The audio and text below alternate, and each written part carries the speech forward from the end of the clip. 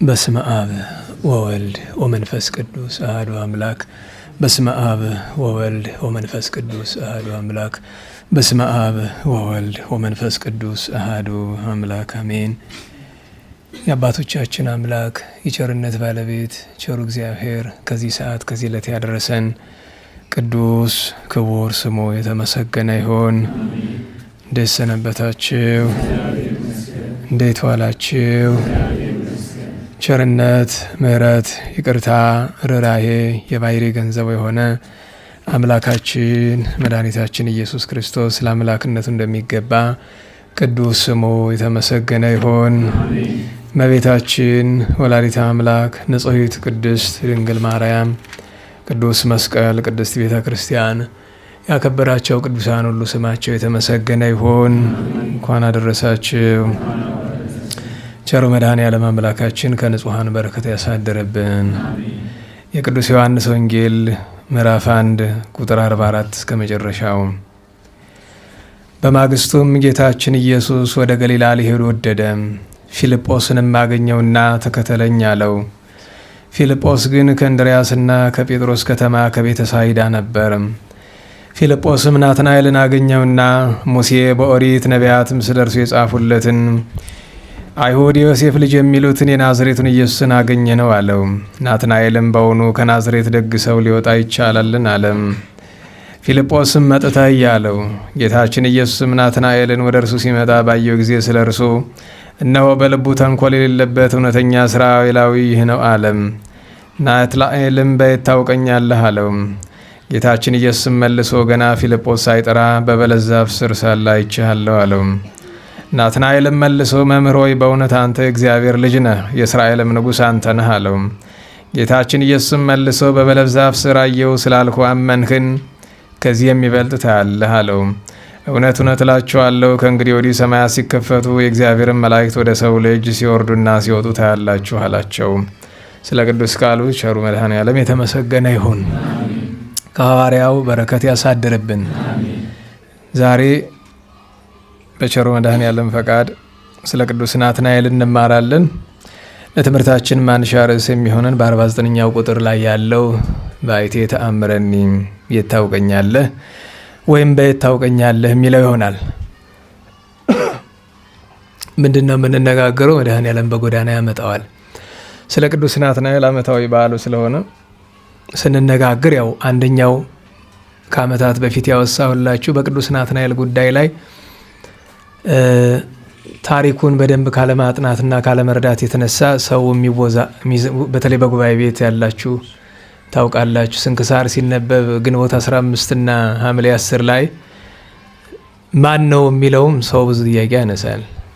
እዚህ በፊት መልስ የሰጠሁበት ጉዳይ ቢሆንም አሁንም ድጋሚ መልስ እንሰጣለን። አስቀድሞ ግን እንዲያው ጊዜያዊ ምክር ያስፈልጋልና ትንሽ ምክር እንነጋገር። ያለንበት ወቅት የምታውቁት ነውና ሀገራችን ቤተክርስቲያን ያሉበት ሁኔታ ትንሽ ከበድ ያለ ደስ የማይል ነገር ውስጥ ከገባን ብዙ ዓመት ሆኖናል። ያው ንስሐ ግቡ ንስሐ እንግባ የሚለው ምክር ልባችንን የበለጠ እንዳያደነድነው ስለምሰጋ ነው እንጂ የመጀመሪያው ነገር እሱ ነው። ጊዜው ክረምት ነው። በተለይ በቤተክርስቲያናችን መጻሕፍት ካሉ ኃይለ ቃላት ውስጥ በጣም ልናስተውለው የሚገባ አንድ ኃይለ ቃል አለ። ብትይዙት ደስ ይለኛል።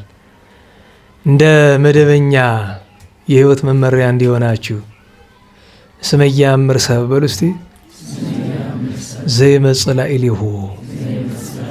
አማርኛው ይኸውላችሁ ሰው በእርሱ ላይ የሚመጣበትን የሚደረገውን ነገር ከቶውኑ አያውቅም። ዛሬ ባለጤናዎች እንሆናለን፣ ነገ ድውያን ነን። ዛሬ በሕይወት እንኖራለን፣ ነገ እንሞታለን። ይህንን እምላችሁ ስለሌላ ስለምን ነገር አይደለም፣ ከግል ጉዳይ ጋር እንዳታያይዙት። ግን ማስተዋሉ ጥሩ ነው። ምክንያቱም አባቶቻችን የሰው ልጅ ከእግዚአብሔር ያራቀው እርስ በርስ የሚያፋጀው ምንድን ነው ቢሉ እንወር ባይ ልቡና እከብር ባይ ህሊና ናት። ሰው እንኳን በስጋዊው ነገር በመንፈሳዊው ነገር መንፈሳዊውን ነገር የስጋ ሸቀጥ አድርገን ያስቀመጥንበት ምክንያት እሱ ነው። መቼም ቢሆን የምንኖረው በማን ቸርነት ነው? ግን ሁልጊዜም ሞት አለ። እንዴት ወዴት ነው የሚመጣ እኛ እናውቅም። እና ለሁሉም ነገር የዋለውን በማታ ያደረውን በጧት ምሕረት መለመን፣ ይቅርታ መለመን፣ ንስሐ መግባት ይገባል። ወሩ ክረምት ነው። እግዚአብሔር እስካሁን አቆይቶናል። ቀሪውንስ ያውቃል። ግን እግዚአብሔር ያውቃል እያሉ ማንጎላቸት ሎቱ ስብሐት እግዚአብሔርን ከመንቀፍ ነው የሚቆጠር። ለምን? ባለቤቱ ራሱ ምን አለ? ሽሽታችሁ በሰንበት በክረምትም እንዳይሆን ብሏል አይደለም? ምን በሉ? ትጉ፣ ጸልዩ፣ እዘኑ ብሏል። እንደዚህ ብሎ የእግዚአብሔርን ቸርነት ተስፋ ከማድረግ ጋር መጸለይ ነው። ዛሬ ግን የሚሰራውን ስራ ስትመለከቱ በዓለሙ አይደለም በላችሁ እንደ በቤታችን የሚሰራውን ስራ ስትመለከቱ ከቶኑ እግዚአብሔር ያለ እንኳ አይመስልም። አናስመስለውም። ምክንያቱም እግዚአብሔር እኔ ሁልጊዜ በጣም ገርሞኝ ለሰዎች የምጠይቃቸው ጥያቄ እሱ ነው፣ ራሴን ጨምሮ ማለት ነው። በእውነት ግን መንግስተ ሰማያትና ገሃነመ እሳት እንዳሉ እግዚአብሔር እንዳለ እናምናለሁ ነው የሚለው ያጠራጥረኛል። በጣም ተማሩ ከሚባሉት ጀምሮ ሁላችንንም እናምናለን። እግዚአብሔር በገሃነመ እሳት ይቀጣል። አሁን ቅድም ስንክሳር ሲነበብ አባ ገብርኤልን ሰምታችሁ አይደለም?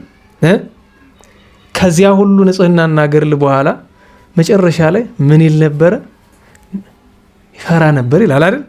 ምንድነው የሚፈራ? ነፍሴ ከስጋ ስትለይ ምን ሆን ይሆን?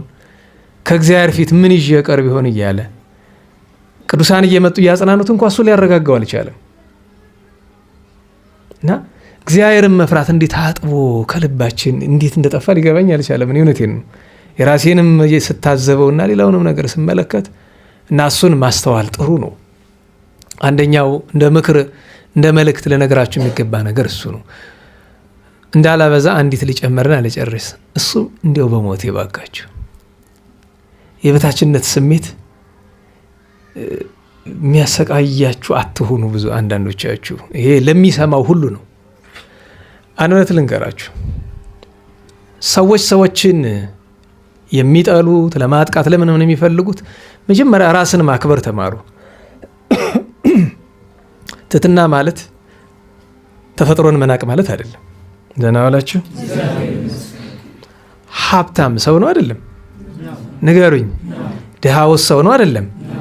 ባለጤናው ሰው ነው አይደለም? የታመመውስ? ጻድቁም ሰው ነው፣ ኃጥኡም ሰው ነው። ሰውነትን ማክበር ማለት ትዕቢት አይደለም። ምክንያቱም ሰዎች በበታችነት ስሜት ስለምንሰቃይ ነው ወደ ዘረኝነት የምንጠጋ። በጣም ከባዱ ነገር እሱ ነው። ብዙ ሰው አይታችሁ ከሆነ ባለፈው ሰሞን እንደዚህ ጎንደር ያለው አንድ ሊቅ በትምህርታቸው ስህተት አስተማሩ። እኛም ማለት ያለብንን አልነ እና ከዛ በኋላ ግን ነገሩ እየሳተ ምክንያቱም ጠላት ምክንያት አይደለም የሚፈልግ በእሳቸው እያሳበበ ጉባኤ ቤት መሰደብ ጀመረ። ጉባኤ ቤት ማለት የእምነታችን ጓዳ ነው። ከዚህ አስታከው ሃይማኖተ አበው ተሰደበ፣ ሰለስቱ ምዕት ተሰደቡ፣ ብዙ ነገር። ያንን ስንሰማ መልስ ስንሰጥ ሰዎች ተነስተው ምን ማለት ጀመሩ? ለሳቸው ሊከላከልላቸው። ምን እከላከልላቸዋለሁ? እኔ አይደለሁ መጀመሪያ የነቀፍኳቸው። ግን ሲነቅፉ ልኩን አይቶ ነው አይደለም? ያሳዘነኝ ነገር ብዙ ሰው ምን አለ? ለሳቸው ሊከላከል የወጣ በዘረኝነት ነው ብሎ። እኔ ለሳቸው ጋር አንደኛ በዘረኝ እነሱ ዘር በሚሉትም እንገናኝ ሰዎች አይደለንም። ማለት ጎንደር ነው ብለው አስበው ከሆነ እንግዲህ ጎንደር የዘረኝነት ስም አይደለም። እንግዲህ ጎንደሬነት ዘር አይደለም። ጎንደር የሚባል ዘር አለ? ጎንደር የሚባል ጎሳ አለ? አራ ቅር ካላላችሁ አማራ የሚባል ጎሳ አለ? ትግሬ የሚባል ጎሳ አለ? ኦሮሞ የሚባል ጎሳ አለ? የለም እኮ there is no tribe እንደዛ የሚጠራ የለም። ምክንያቱም ጎሳ ምን ማለት ነው? ለሁለት ያስተረጉማል አይደል? አንደኛው ነገድ ለሚለው፣ ሁለተኛ ተናገረ አወጣ። ጎሳ እሱ አይደለም? በንግግር በልሳና እንዲሆኑ ሰዎችን እሱ አያስኬድም። ምክንያቱም በንግግር አንድ መሆን ምክንያቱም አሜሪካን ውስጥ በሚሊዮን የሚቆጠሩ እንግሊዝኛ የሚናገሩ ኢትዮጵያውያን አሉ። እንግሊዝኛ ስለሚናገሩ ሀረገ ትውልዳቸው አሜሪካዊ ሊሆን አይችልም አይደል? አሜሪካዊነታቸው የፓስፖርት ነው እንጂ ቋንቋ አይደለም። ቋንቋ መናገር አንድን ሰው የጎሳ አባል የነገድ አባል ሊያደርገው አይችልም። ስለዚህ ሁለተኛው አማራጭ ጎሳ የሚለውን ነገድ ለሚለው ከተነጎመ ነው። ነገድ ምንድን ነው? ከተመሳሳይ አባት መወለድ ነው አይደል? ንገሩኝ። እስራኤላውያን 12 ነገድ ነበራቸው። በኋላ ግን 12ቱ ነገድ ተቀላቀለ። ስለዚህ የእስራኤል ነገድ ምን ሆነ? እስራኤል። ደህና ዋላችሁ። ከነገደ ይሁዳ ብቻ የተወለደ ሰው ይገኛል? ከነገደ ስምዖን ብቻ የተወለደ ይገኛል? ከነገደ ሮቤል ብቻ የተወለደ ይገኛል? ስለዚህ እነሱም ነገዳቸው ምን አለ? ተቀላቀለ። ደግሞ ከሁለት ብቻ አይደለም መቁጠር የሚችሉት። ለምሳሌ ከነገደ ሮቤልና ከነገደ ስምዖን አባቱ ከነገደ ስምዖን እናቱ ከነገደ ሮቤል ብትሆን አያቶቹ ከሌላ ትራይብ ይሆናሉ፣ ደግሞ ከሌላ ነገድ ይሆናሉ። ከ4 ከ5 ከ6 ነው እና ከተመሳሳይ ሀረገ ትውልድ ከአንድ አባትና ወይ ከወንድማማቾች የሚወለዱ ናቸው እንጂ ነገድ የሚባለው ከዛ ውጭ የለም። ምክንያቱም ስማችን ሲያብጠለጥሉት ነው የከረሙት። በዚህ በኩል ዘረኞቹ፣ በዚህ በኩል መናፍቁ። በዚህ ችግሩ የነሱ ስም መጥራታቸው አይደለም። ችግሩ ዓላማው ሀገርና ቤተክርስቲያን ላይ ችግር መፍጠር ነው እንጂ ኢትዮጵያ ውስጥ ከገሌ ጎሳ ተወልጅ ያለው የሚል ጥቂት ነው የምታገኙት። ጥቂት በጎሳ ደረጃ ራሱን በነገድ ደረጃ መጥራት የሚችል እና በእውነቱ ተግባርን ነው። አማራ የሚለው ቃል የሆነ ተግባርን የሚገልጥ ነገር ነው። ትግሬ የሚለው ቃል የሆነ ተግባርን የሚገልጥ ቃል ነው። ኦሮሞ የሚለው ቃል የሆነ ተግባርን የሚገልጥ ቃል ነው እንጂ እንደዛ በሚባል የሚጠራ ሰው ወደ ኋላ የትም ብትርቁ አታገኙም። አቶ አማራ ወይም ጋሼ አማራ የሚባል፣ አቶ ትግሬ፣ አቶ ኦሮሞ የሚባል ሳምበዴ። ምክንያቱም ሰው ነገደ ስምዖን ሲባል የማን ልጆች ናቸው? የስምዖን። ነገደ ሮቤል የማን ልጆች ናቸው? በቃ ነገደ አሞን ይባላል አይደል? አሞንና ሞአብ ይባላል አይደል? አሞን ወልደ ሎጥ፣ ሞአብ ወልደ ሎጥ ከአንድ ከሎጥ የተገኙ ናቸው። አሞንና ሞአብ በኃጢአትም ቢሆን አገኛኘቱ እነሱ አሁን ነገደ አሞን ቢባል የአሞን ጎሳ ይባል ያስኬዳል። እና ምን ለማለት ነው? ሰዎች ብዙ ጊዜ ምን ይላሉ አባቶቻችን? ሌባ ያየው ሰው ሁሉ ሌባ ነው የሚመስለው ይላሉ። ለናዋላችሁ እሱ ምንድን ነው? ሌባ ስለሆነ ያየው ሰው ሁሉ ምንድን ነው የሚመስለው? ሌባ ነው የሚመስለው። ልክ እንደዛ ነው ዘረኛ ሰዎች በተአምረኛ መቼስ ጎንደር ተወልዶ አድጎ በተለይ በቤተ ክርስቲያን አድጎ እንጃ እኔ ጓደኞቻችንም እኔ በኩራት ተናገር ካላችሁኝ ምችም ቢሆን ነክቶኝ የማያውቅ ነገር እሱ ነው። ኢቭን ብዙ ጊዜ ነግራችኋለሁ። ኢቭን ቢያምረኝም አልችልም። ለምን? ስቆጥረው ከብዙ ስፍራ ስለማገኝ ወደ የትኛው ሄዳለሁ? ነና አላችሁ። ከብዙ ስፍራ ነው የማገኘው። ኢትዮጵያ ውስጥ ካሉት ከብዙ ጋር ይነካካልና ቢያምረኝስ የት ብዬ እና አንዳንድ ሰዎችን ታዘብኳቸው። ይሄ የሚሳደቡ ሰዎችን መቼስ ስለሳቸው ጉዳይ መልስ ሰጥቻለሁ። ለምን? በሳቸው አስታከው ቤተክርስቲያን ሊነኩ ስለሞከሩ። እኔን ግን ለሰደበኝ ለአንድም ሰው አይታችሁ ይሆናል መልስ አልሰጠውም። አያስፈልግም። ምን ያደርጋል? ለምን? ለነሱ ራሴን ፕሮቭ ማድረግ አይጠበቅብኝም። ችግር የለውም እሱ። ምክንያቱም እኔ ብሰደብ ቤተክርስቲያን ምንም አትሆንም። ሊቃውንት ሲነኩ ግን ችግር ነው። ተሳስተዋል። ስህተቱ ቀላል ነው። የዛኑ ቀን እንዲያውም በአጋጣሚ እሳቸው ሞቶ ይቅርታ ጠየቁ። አይደለም ደግ አድርገዋል። እንኳንም ይቅርታ ጠየቁ። ለምን? ስህተት ነው የሰሩ፣ የታወቀ ነው። ግን ትልቁ ችግር ታኮ የመጣው ነገር ነው እና የታዘብከው ነገር ምንድን ነው ከተባለ ሰዎች ብዙ ጊዜ ወደ ዘረኝነት የሚጠጉ ሰዎችን ተመልከቷቸው። በጣም የዝቅተኝነት ስሜት የሚያስጨንቃቸው ሰዎች ናቸው። በነገራችሁ ላይ በመንፈሳዊነቱ ብትመለከቱት ሰው በመጀመሪያ ደረጃ መጠጊያችን ማን ነው? ንገሩኝ። ወደ ሆነ ጎሳ መጠጋት አስፈላጊ ነገር አይደለም። ከዚያ ባሻገር ግን የሰው ልጅ ለምሳሌ ኮንፊደንስ ይባላል አይደለም? አንተ በራስህ አቅመቢስነት ሲሰማህ አይደለም መጠጊያ የምትፈልግ። ደግሞ መጠጊያህን እግዚአብሔር ማድረግ ትተህ ፈራሽ በስፋሽ ሰው ከሰውም አልፎ የሆነ ቡድን ትፈልጋለህ። አስታውሳለሁ አንድ ጊዜ ኢትዮጵያ ውስጥ ኢትዮጵያ የምትኖር በአክሱም ሰዓታት፣ በጎንደር ማህሌት፣ በጎጃም ዳዊት፣ በአገው በጉራጌ መስዋዕት፣ በሸዋ ምጽዋት ነው ይባላል። እንግዲህ ድሮ አንስቶ የሚባል ነው። ይህንን ብዬ ፌስቡክ ላይ በጽፍ በስመ አብ ይህ እኮ ዘረኝነት ነው። እንግዲህ አስቡት ምን እንደሚያገናኘው አላውቅም። ይሄ ምን ማለት ነው? በነገራችሁ ላይ በጣም ሰዓታት ጠፈፍ ብሎ የሚቆምበት ስፍራ አክሱም ነው። እንጃ ዛሬ አላውቅም እኔ የድሮውን ማለት ነው አይደለም። ከጎንደር የማህሌት ምንጩ የት ነው? በነገራችሁ ላይ ሰው ለምሳሌ ሰዓታት ሰው ለመማር ማለትም የቅዳሴ ጸዋቱ ስለሆነ ለመማር የት ነው የሚሄድ? ደብረ አባይ አይደለም። በቃ ያንንም መንገድ ነው። ማህሌት ለመማር በዋነኝነት ሁሉም ቦታ ይኖራል። የት ነው የሚመጣ ለማስመስከር? ጎንደር ነው። የጎጃም ሰው ዳዊት ያውቃል የተባለበት ምክንያት ምንድን ነው? በጣም ዛሬን እንጃ ማንኛውም ጨዋ ነው ትልቅ ነው ትንሽ ነው የለም። ሁሉም ሰው በጎጃም ድሮ ዳዊት መማር ግዴታው ነው። በአገውና በጉራጌ ምድር ደግሞ እግዚአብሔር ንጹህ ነገርን ይወዳል የሚለው ነገር በጣም ትኩረት ስለሚስብ ሁልጊዜ ለቤተ እግዚአብሔር ንጹህ ነገር ለማቅረብ ስለሚዋጉ ነው። የሸዋ ምጽዋት አሁንም ድረስ አልተለወጠም። ሄዳችሁ እዩት። አዲስ አበባ የሁሉ አገልጋይ በቤተ ክርስቲያን ላይ ሲጫወትባት የሚውል የሸዋ ሰው ደግ ስለሆነ ነው እንጂ አልሰጥም ብሎ ቢለው ረሃብ ያልቅ ነበር። ምክንያቱም በጣም ምጽዋት ያውቃል ሸዋ ሰው። ይሄ ማለት ግን ማህሌት በሌላው ስፍራ የለም ማለት ነው አይደለም። ይህንን እንኳ በዘረኝ ምክንያቱም አስቡት አንድ ሰው ነገ ተነስቶ ወይም የአባቶችን ነገር ይዞ አይ እንዲያው እኮ የዚያ አካባቢ ሰው ጻድቅ ነው ብሎ ቢል እኔ ለምን ይከፋኛል? ደህና ዋላችሁ። የድሬዳዋ ሰው ጻድቅ ነው ብሎ ቢል እሰይ ነው አይደል? እውነት ነው። አይ የድሬዳዋ ሰው ጽድቅና ትሩፋት እኮ ነው ኢትዮጵያን የሚጠብቃት ተብሎ ከታል እውነት ነው።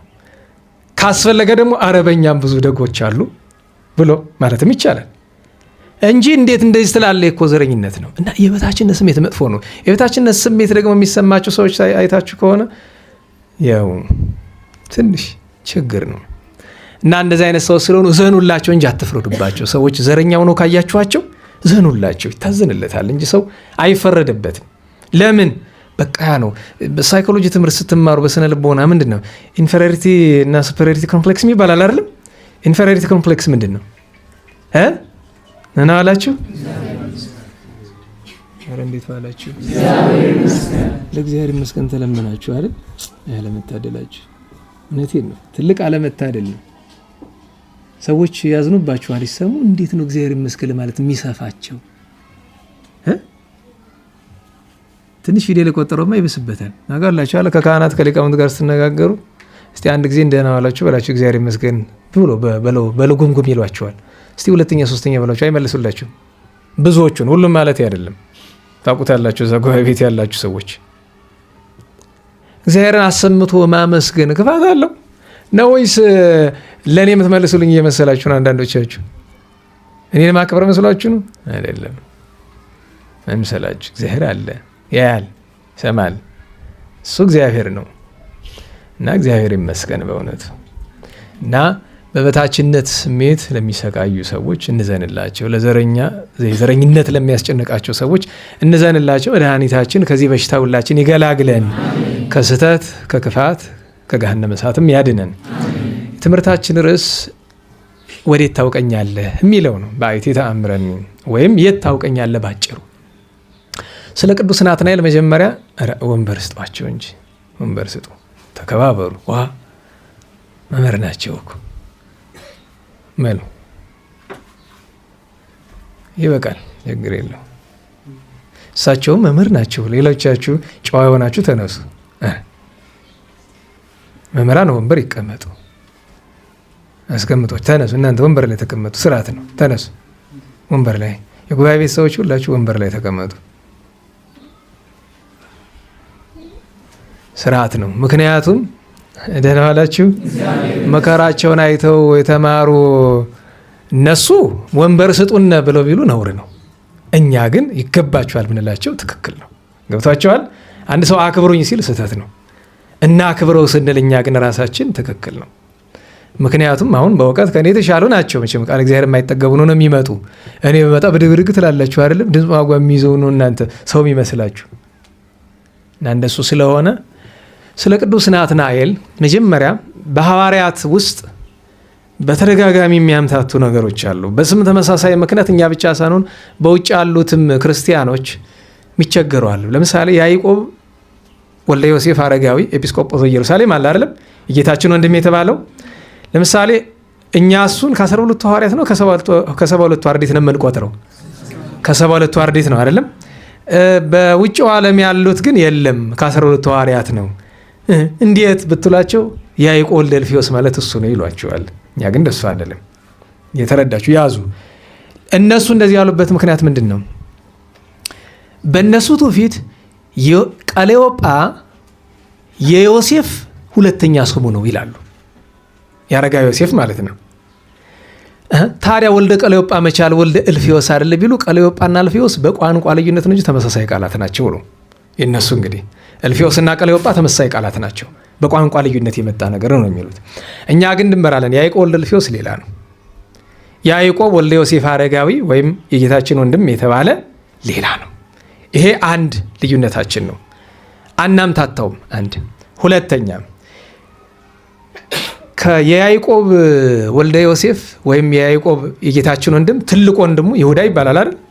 መልእክተ ይሁዳን የጻፈው ተናገሩ። ይሄ ይሁዳን እነርሱ ከ12 ሐዋርያት አንዱ ነው ይላሉ። እኛሳ ከስንት ነው የምንል? ከ72 አርድእት። እነሱ ከ12 ሐዋርያት ነው የሚሉበት ምክንያት ምንድን ነው ካላችሁ ሁለት ነው። አንደኛ ታዲዮስ ነው ይሁዳ ማለት። ምክንያቱም ታዲዮስ ልብዲዮስም ይሁዳም ይባላል፣ ስሞንም ይለው አለ። እንደና ዋላችሁ። ይህንን ይዘው ይሁዳና ታዲዮስ መልእክቱን የጻፈው ራሱ ታዲዮስ ነው የሚል ትውፊት አላቸው። ሁለተኛ ጥቅስ የሚያደርጉት በቅዱስ ዮሐንስ ወንጌል ምዕራፍ 14 ላይ ሰኔ 25 የተነበበው ወንጌል አይታችሁት ከሆነ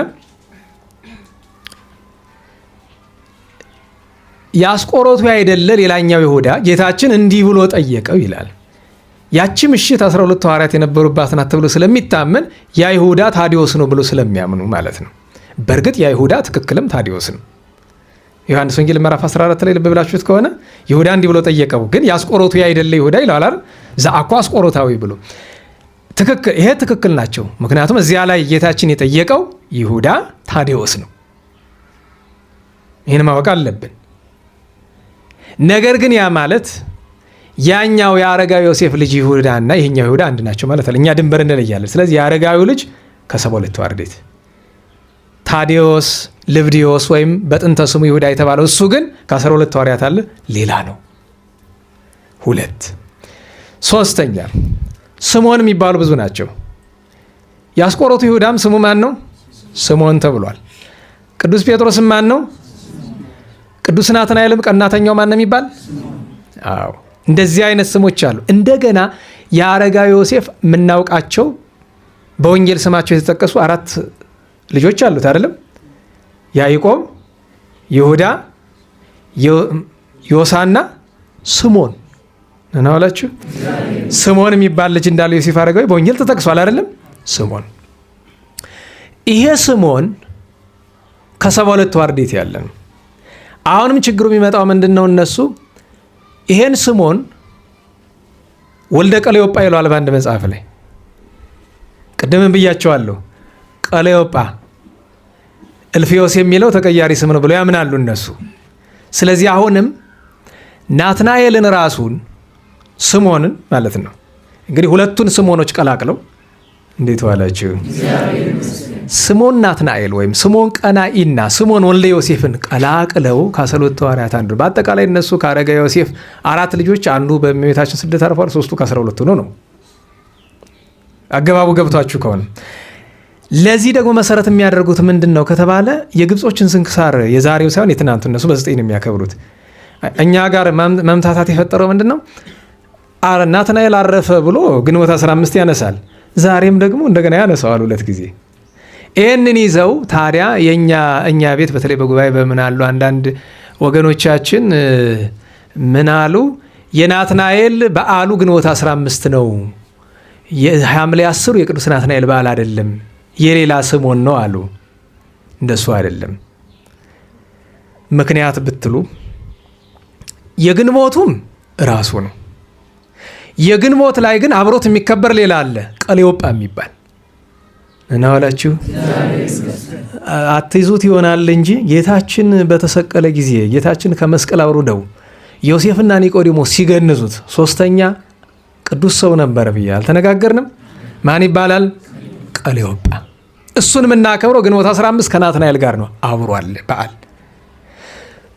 ዛሬ ቅዱስ ናትናኤል እንደምናከብረው አብሮ ማን አለ? ስምዖን ወልደ ዮሴፍ አረጋዊ አለ። የተለያዩ ናቸው። ታዲያ የቅዱስ ናትናኤል በዓሉ መቼ ነው ከተባለ ግንቦት 15ም የሱ ነው፣ ዛሬም የሱ ነው። የዛኛው ስምዖን እሳ ከተባለ ያኛው የአረጋዊ ዮሴፍ ልጅ ስምዖን ከሰባ አርድእት የሚቆጠር ነው። ታዲያ ችግሩ የመጣ በምን ምክንያት ነው ቢባል ምን ብለው አሰቡ? የዛሬው ስንክሳር የጻፈለት ሐዋርያው ከ12 ውስጥ ያለው ናትናኤል አይደለም። ለሱ ግን ስለ ቅዱሳን ሐዋርያት ምንጭ የምናደርጋቸው አንድ አራት ነገሮች አሉን። የመጀመሪያው ገድላቸው ነው። ገድለ ሐዋርያት ነናዋላችሁ። ምክንያቱም ምን ብለው ነው የሚያስቡን እንደዚህ የሚሉ ሰዎች? አይ ናትናኤል ወደ ሀገረ ስብከቱ ወጥቶ በዚያው ነው የቀረ፣ ይሄን ግን ተመልሶ የኢየሩሳሌም ኤጲስቆጶስ ነው ይነዋል አሉ። የኢየሩሳሌም ኤጲስቆጶስ ተመልሶ የሆነ ራሱ ናትናኤል ነው እኮ። ምክንያቱም ገድለ ሐዋርያት ላይ 2 ቦታ ጠቅሶታል። በመጀመሪያ ደረጃ ከያዕቆብ የጌታችን ወንድም በኋላ በኢየሩሳሌም ኤጲስቆጶስነት የተሾመው የናትናኤል ገድል ነው የሚል ሲጀምር ራሱ። በመካከሉ ደግሞ ምን ይላል? ወደ ሰማሪያ አባ ጊዮርጊስ ቅዱስ ናትናኤል ምን ይለዋል? ናትናኤል ዘሰማሪያ ይለዋል አይደል? በኋላ በጥቅስነቱን አመጣ። ወደ ሰማሪያ ሲሄድ ጌታችንን ለመነው ቅዱስ ናትናኤል፣ ጌታዬ ሆይ እባክህ አትለየኝ። ሁለተኛ ነገር የጳጳሳት አለቃ የሐዋርያት አለቃ ጴጥሮስ ከኔ ጋር ይሄድ። ምክንያቱም መጀመሪያ ሀገረ ስብከታቸው ሲገቡ ቅዱስ ጴጥሮስ አብሯቸው ይሄዳል እንደ አባትነት። ያም ብለው ሲለው ጌታችን ተገልጾ ወዳጅ አይዞ አንተ በሄድክበት በሰማሪያ አትሞትም፣ ምክንያቱም ወዳጄ ወንድሜ የተባለ ያዕቆብ ከሞተ በኋላ በኢየሩሳሌም ኤጲስቆጶስነት እንድትሾም አደርግሃለሁ አለው ይላል። ራሱን ናትናኤልን ማለት ነው። ይህ እንግዲህ ገድለ ሐዋርያት ነው። ዜና ሐዋርያት በአካል ስለማይገኝ ለጥቅስነት ይከብዳል። ከዛ ቀጥሎ የምናነሳው ሁለተኛው ነገር ምንድን ነው? አርኬ ነው። ምክንያቱም አርኬን የጻፈው ተራ ሰው አይደለም። አባ አርከ ስሉስ ማለት በነገረ ቅዱሳን የመጨረሻ የተራቀቀ እውቀት ያለው በኢትዮጵያ ታሪክ ከአባ ጊዮርጊስና ከቅዱስ ያሬድ በኋላ አባ አርከ ስሉስ ነው። አርኬ ሲጽፍ ዝም ብሎ ቁጭ ብሎ የጻፈው እንዳይመስላችሁ፣ እድሜውን ፈጅቶበታል የቅዱሳንን ታሪክ በማጥናት። አሁን የዛሬው ስንክሳር ምንድን ነው የሚለው? ሰላም ነከ ናትናኤል ዘቃና። ጨርሰው እኮ። ምክንያቱም ናትናኤል ከየት ነው? ከቃና ዘገሊላ አለና እስራኤላዊ ንጹሐ ልቡና ቅድሚያ አይቻው አይደለም። አርኬ ሶስተኛው ምስክርነታችን የአባታችን የአባ ጊዮርጊስ ዘጋስጫ መጻሕፍት ናቸው። አባታችን አባ ጊዮርጊስ ዘጋስጫ 12 ሐዋርያት ባመሰገነበት አንቀጹ ላይ ንኢ ማርያም መራሆተ ስልጣኑ ለጴጥሮስ፣ የጴጥሮስ የመንግሥተ ሰማያት መክፈቻ የስልጣኑ መክፈቻ፣ ወደ ተራስሙ ለጳውሎስ፣ የጳውሎስ የምስክርነት የምስክሪቱ ድንኳን ብሎ ያመሰገነሽ። ይህንን ሲዘረዝር ቆይቶ ናትናኤል ላይ ሲደርስ ይምናል ወሲመተ ጵጵስናሁ ለናትናኤል ዘሰማርያ አላት። የናትናኤል ዘሰማርያ የጵጵስናው ሹመት አንቺ ነሽ። በመዓዛ ቅዳሴም አላት፣ በሆተ ብርሃንም እንዲህ ብሎ አመሰገናት። ራሱ ስንክሳር ደግሞ የበለጠው ምስክርነት ነው። መሰረታዊ ነገር መሰላችሁ። ይህንን የምልበት ምክንያት አንደኛው ከጉባኤ የምትመጡ ስላላችሁ ዘርፍ አለው አይደል? ሰው ሙያ አለው አይደለም? ሙያ ምንድን ነው ከተባልኩ እኔ ዳቅማችን ሁሉንም መቼም እንሞካክር ይሆናል። ዋናው ሙያዬ ግን የቅዱሳንን ነገር ማጥናት ነው። ያ ማለት እድሜን የፈጀሁለት ስራዬ ነው። እሱ ማለት ትርፍ ጊዜ ሳገኝ እንደናንተ ማጠናው ነገር ስላልሆነ ብዬ ነው። ህይወቴ ነው፣ ሙሉ ህይወቴ እሱ ነው።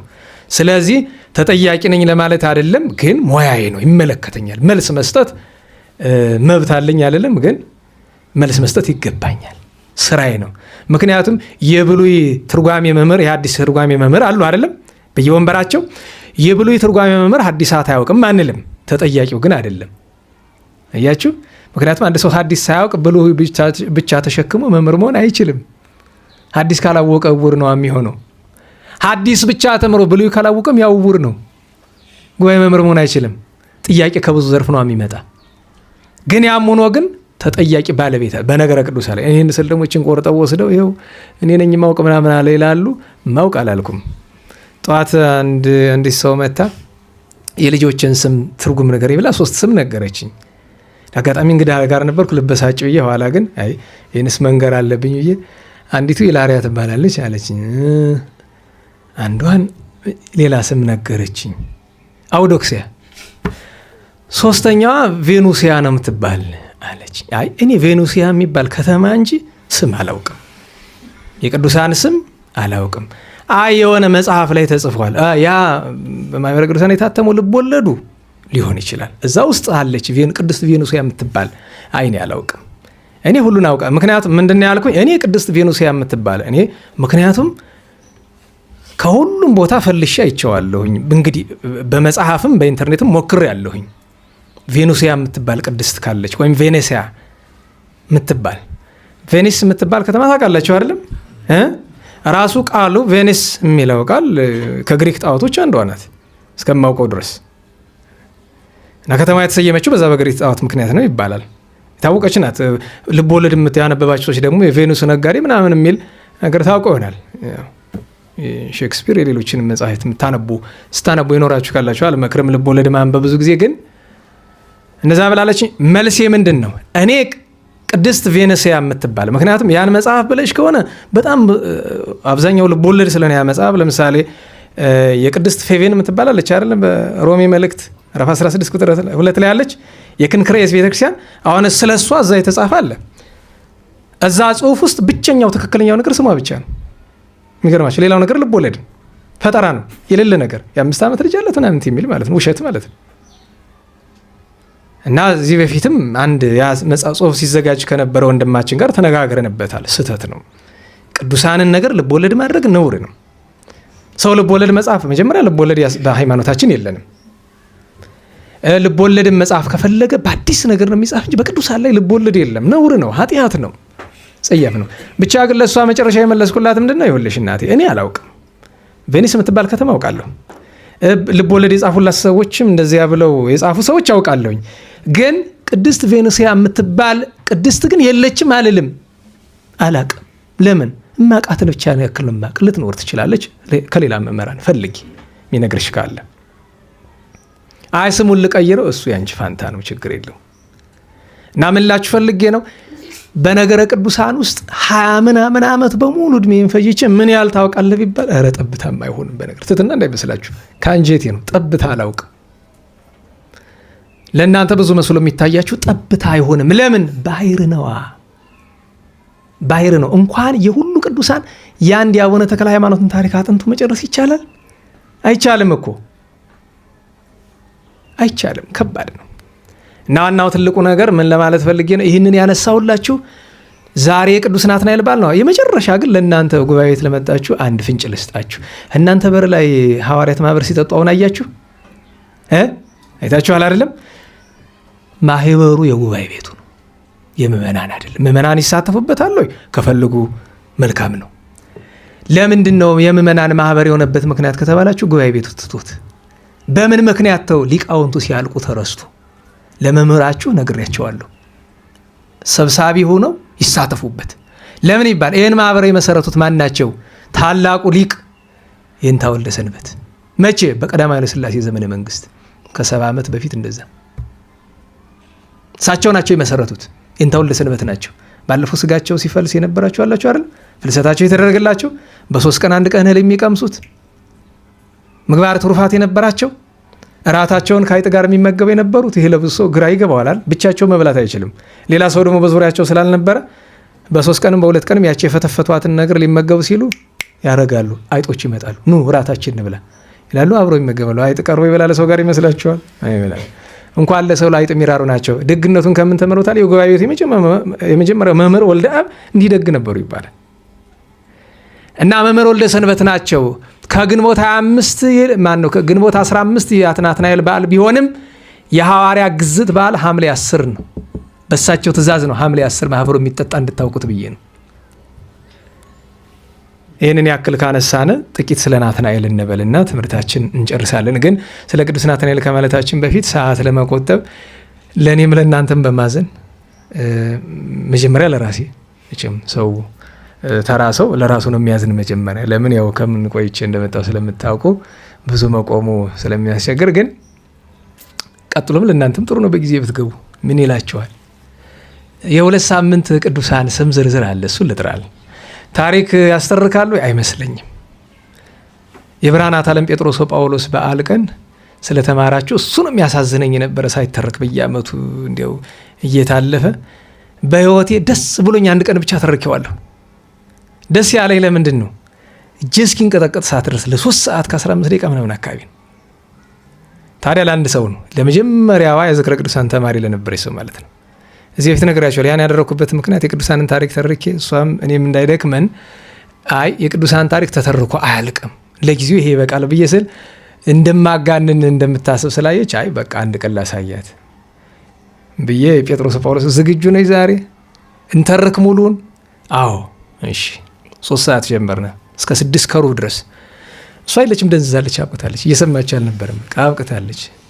እኔ እጄ እንደዚህ እንቀጠቀጣል፣ ዝም ብሎ ድካሙ ማለት ነው። እና ልቀጥል እንደዚያም ሆኖ እኮ አላበቃም ስላችሁ እኔ የማውቃትን ያክል ማለት ነው። ገድለ ሐዋርያት ላይ ያለውን ተመልከቱት። ገበቱ ፊት ያለውን አቆይተን፣ ኧረ ታቦት ስንክሳር ላይ ያለውን እዩት እንዴት እንደሆነ። እና የዛን ቀን ስለተማራችሁ ደስ ብሎኛል በእውነቱ። እኔም በማር ደስ ይለኝ ነበረ። ዛሬ 2 ሳምንት በ26 ነው ተገናኝተን የነበረ አይደለም? የአዲያም ሰገድ ኢያሱ በዓል ቀን አይደለም? ኧረ የአዲያም ሰገድ ነናዋላችሁ። የማንኛው ኢያሱ በዓል ነበረ? የቅዱስ ኢያሱ ወልድ ነው። ለሁሉም በ27 ስማቸው ብቻ እንጥቀስ። ቅዱስ ያዕቆብ ዘስሩግን ታውቃላችሁ አይደለም? በ7ም በ27ም እናስበዋለን አይደለም? ያዕቆብ ዘስሩግ ሲባል ሁልጊዜ አንድ ነገር አስቡ።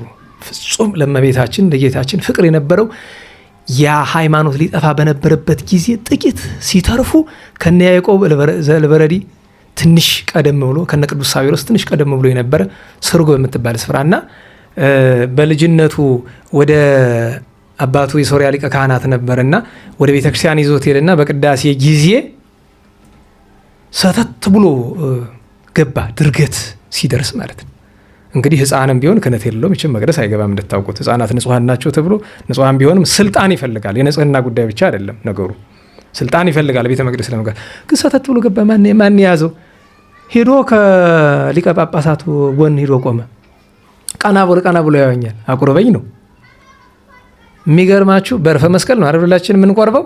ለሱ ግን በእሳት ጽዋ ጋተው የጌታችን ክቡር ደሙን ይላል። ስጋውን ካቀበለው በኋላ ደሙን በእሳት ጽዋ ያልክ ለምንድን ነው ካላችሁ፣ እሳት መሆኑ ስለማይታየን ነው እንጂ እሳት ነው።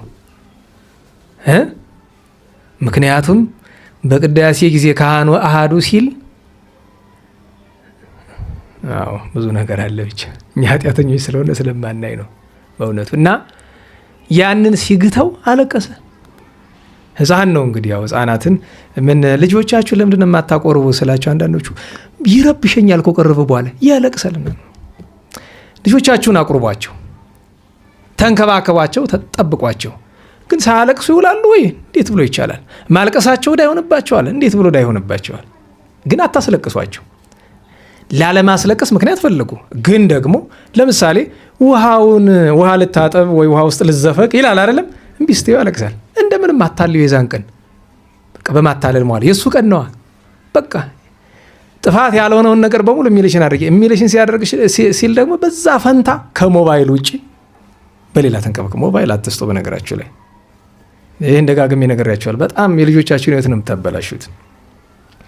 እና እንጂ ልጅ ያለቅሳል ከቆረበ በኋላ እንዴት ይሆናል? ላለማልቀስ ለቀስ ሞክሩ። ግን ሕፃን ነው። ስላለቀሰ መልአከ እግዚአብሔር ስጋው ደግሞ ይወስድበት ይመስል ሕፃናትን ከቶ ነው አይወስድባቸውም። ታውቃላችኋል። ንጹሐን ናቸው። አይወስድባቸውም። እነሱ ደግሞ አይወስድባቸውም ብትለው እነሱን ባይወስድባቸውም የስጋው ደግሞ ዕዳ አንተ ላይ ይሆንባል። መንከባከብ መጠበቅ ይገባናል። ሕፃናትን መንከባከብ መጠበቅ ይገባል። ደህና ዋላችሁ።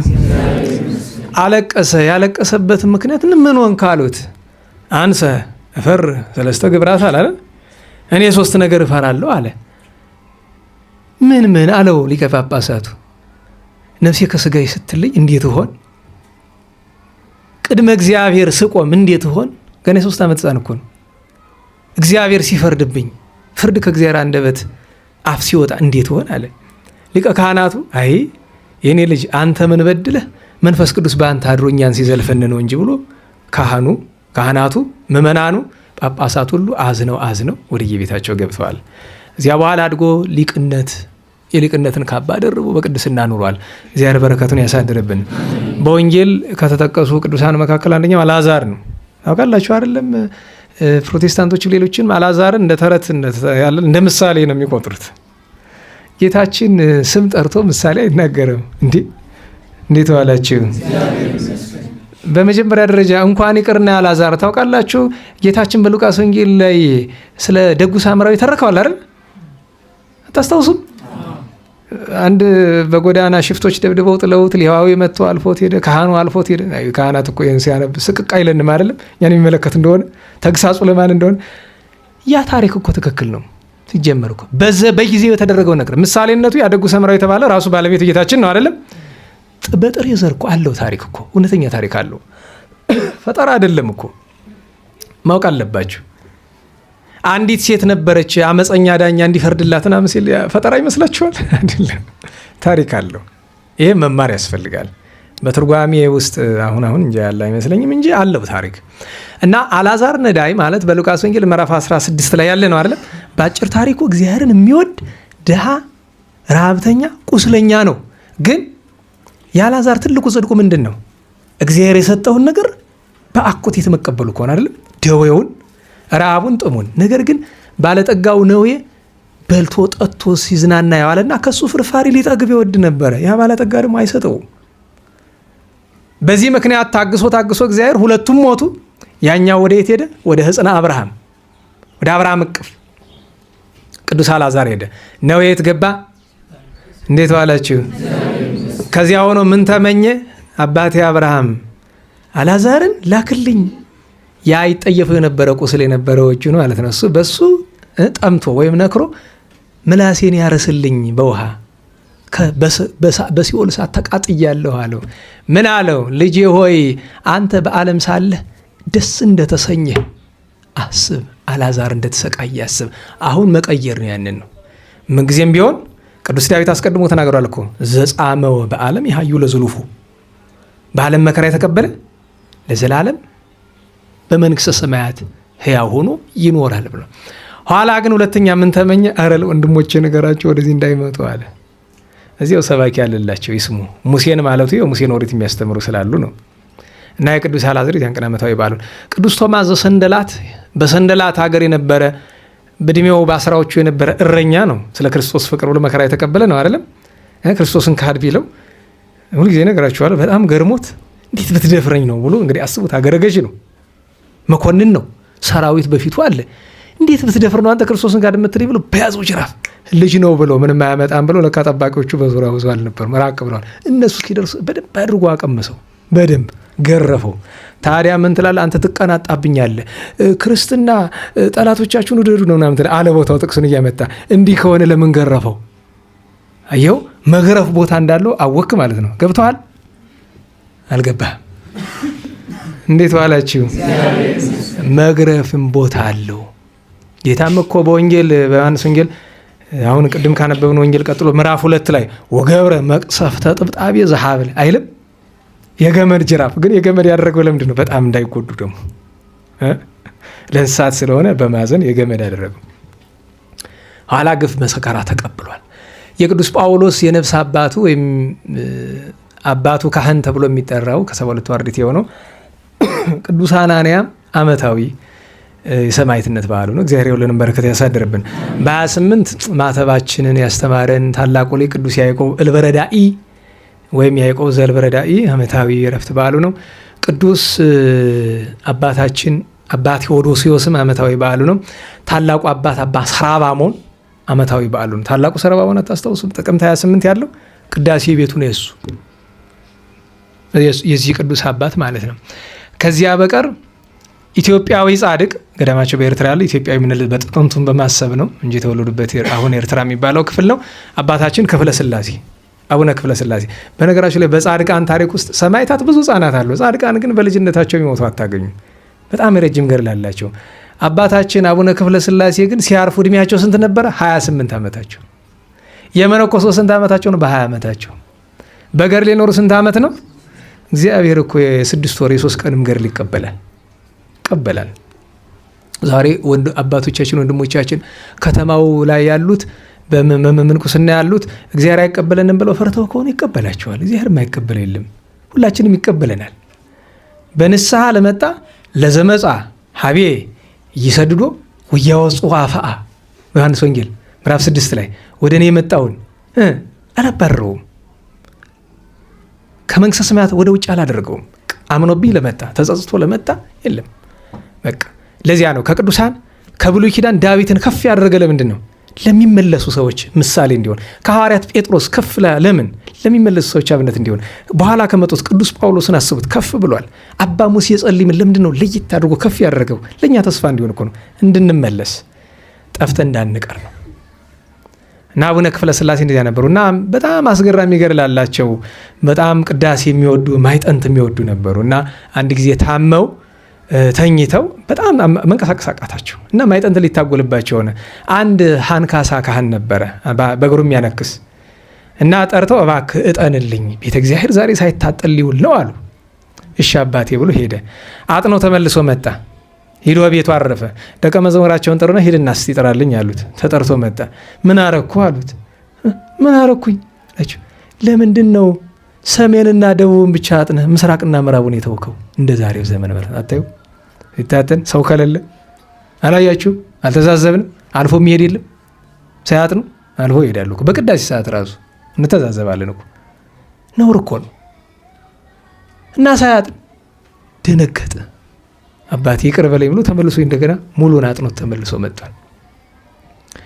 እንደዚሁም በሰንሰለት ታስረው አብይ ጾምን ጉድጓድ ውስጥ ገብተው አብይ ጾምን ከዚህ አልወጣም ብለው በሰንሰለት ታስረው ምን ላድርግ አላቸው ደቀ መዛሙርት። ቀበረኝ ከነዩት ብሎ አላያቸው መቃብር ሰራላቸው አላያቸው ላይ በቃ እስከ ትንሣኤ አልወጣም ብሎ። ኋላ በሚቀጥለው ቀን አገልጋዩ ከመነኮሳቱ ቤተ መቅደስ ቢገቡ እያጠኑ አገኟቸው። ኧረ አባታችን በሰንሰለት አስረነውት ወዴት እንዴት መጡ? አይ ባለቤቱ መጣና ምን ልታረግ ገባህ? ጌታዬ አንተን ባገኝ ብዬ። ግድ የለም በማይጠንቱ በቅዳሴው ታገኘኛለህ፣ ከዚያ ይሻልሃል ብሎ እንደታተመ ሰንሰለቱ እዚያ ውስጥ እንዳለ ነው ወጥቶ እዚያ ያስቀመጣቸው። ለምን ቢባል ቅዳሴ ስለሚታጎል፣ ማይጠንቱ ስለሚታጎል። እሳቸው ናቸው የሚቀድሱ። እግዚአብሔር በረከታቸውን ያሳድርብን። በ29 የደብረ ቶርማቁ ቅዱስ ማርቆስ ንጉሠ ሮሜ ስም ብቻ ላደርግ እዚህ በኋላ ታሪክ እያነሳሁኝ ማምሸታችን ስለሚሆን ታውቃላችሁ አይደል? የደብረ ቶርማቁ ቅዱስ ማርቆስ 5 ዓመት በሮም ነግሶ እመቤታችን ለምኗት በድንግልናው ወጥቶ 60 ዓመት ደብረ ቶርማቅ የሚባል ነው። ከባህር ማዶ ያለ ትልቅ ተራራ ነው። እዚያ ላይ ሰው ሳይ ኑሮ ቢያርፍ የሚቀብረው ቢያጣ መላእክት እየዘመሩ ሐዋርያት ገንዘው ቀብረውታል። ታዲያ አፈር አይንካህ ብለው 5 ክንድ ከመሬት ከፍ ብሎ አፈፍ ብሎ ነው የተገነዘ። በጣም ትልቅ ነው። ክብሩንና ስቃዩን ሲያነጻጽር አይደለ አባታችን አባ ጽጌ ድንግል ትዕግስትኪ ፈድፈደ እምትዕግስተ ኢዮብ ጻድቅ ወማርቆስ ዘቶርማቅ ወገብረ ክርስቶስ መራዊ ተወካፌ ማንበጽ አይቅ ያለ። ሰዓት ስለማይኖር መተርጎሙን እንግዲህ ሁል ጊዜ ስለምነግራችሁ ተርጉሙ፣ ወይ ደግሞ እዚህ በፊት የነገርኳችሁን አስታውሱ።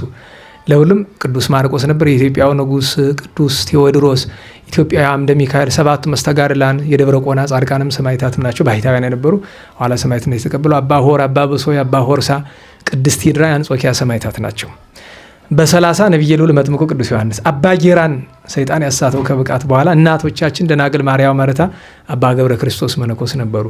ሐምሌ 1 ቀን ቅዱስ ቶማስ ሐዋርያው ታምራቱ፣ ቅዱስ አግናጤዎስ መታሰቢያው፣ አባ በዮክ፣ አባ በንያሚን የሚባሉ በ5ኛው ክፍለ ዘመን የነበሩ ስለ ክርስቶስ ስለ ስጋው ደግሞ ክብር ከይሲ በልተው ሰማዕትነት የተቀበሉ ቅዱሳን ወንድማማቾች ናቸው።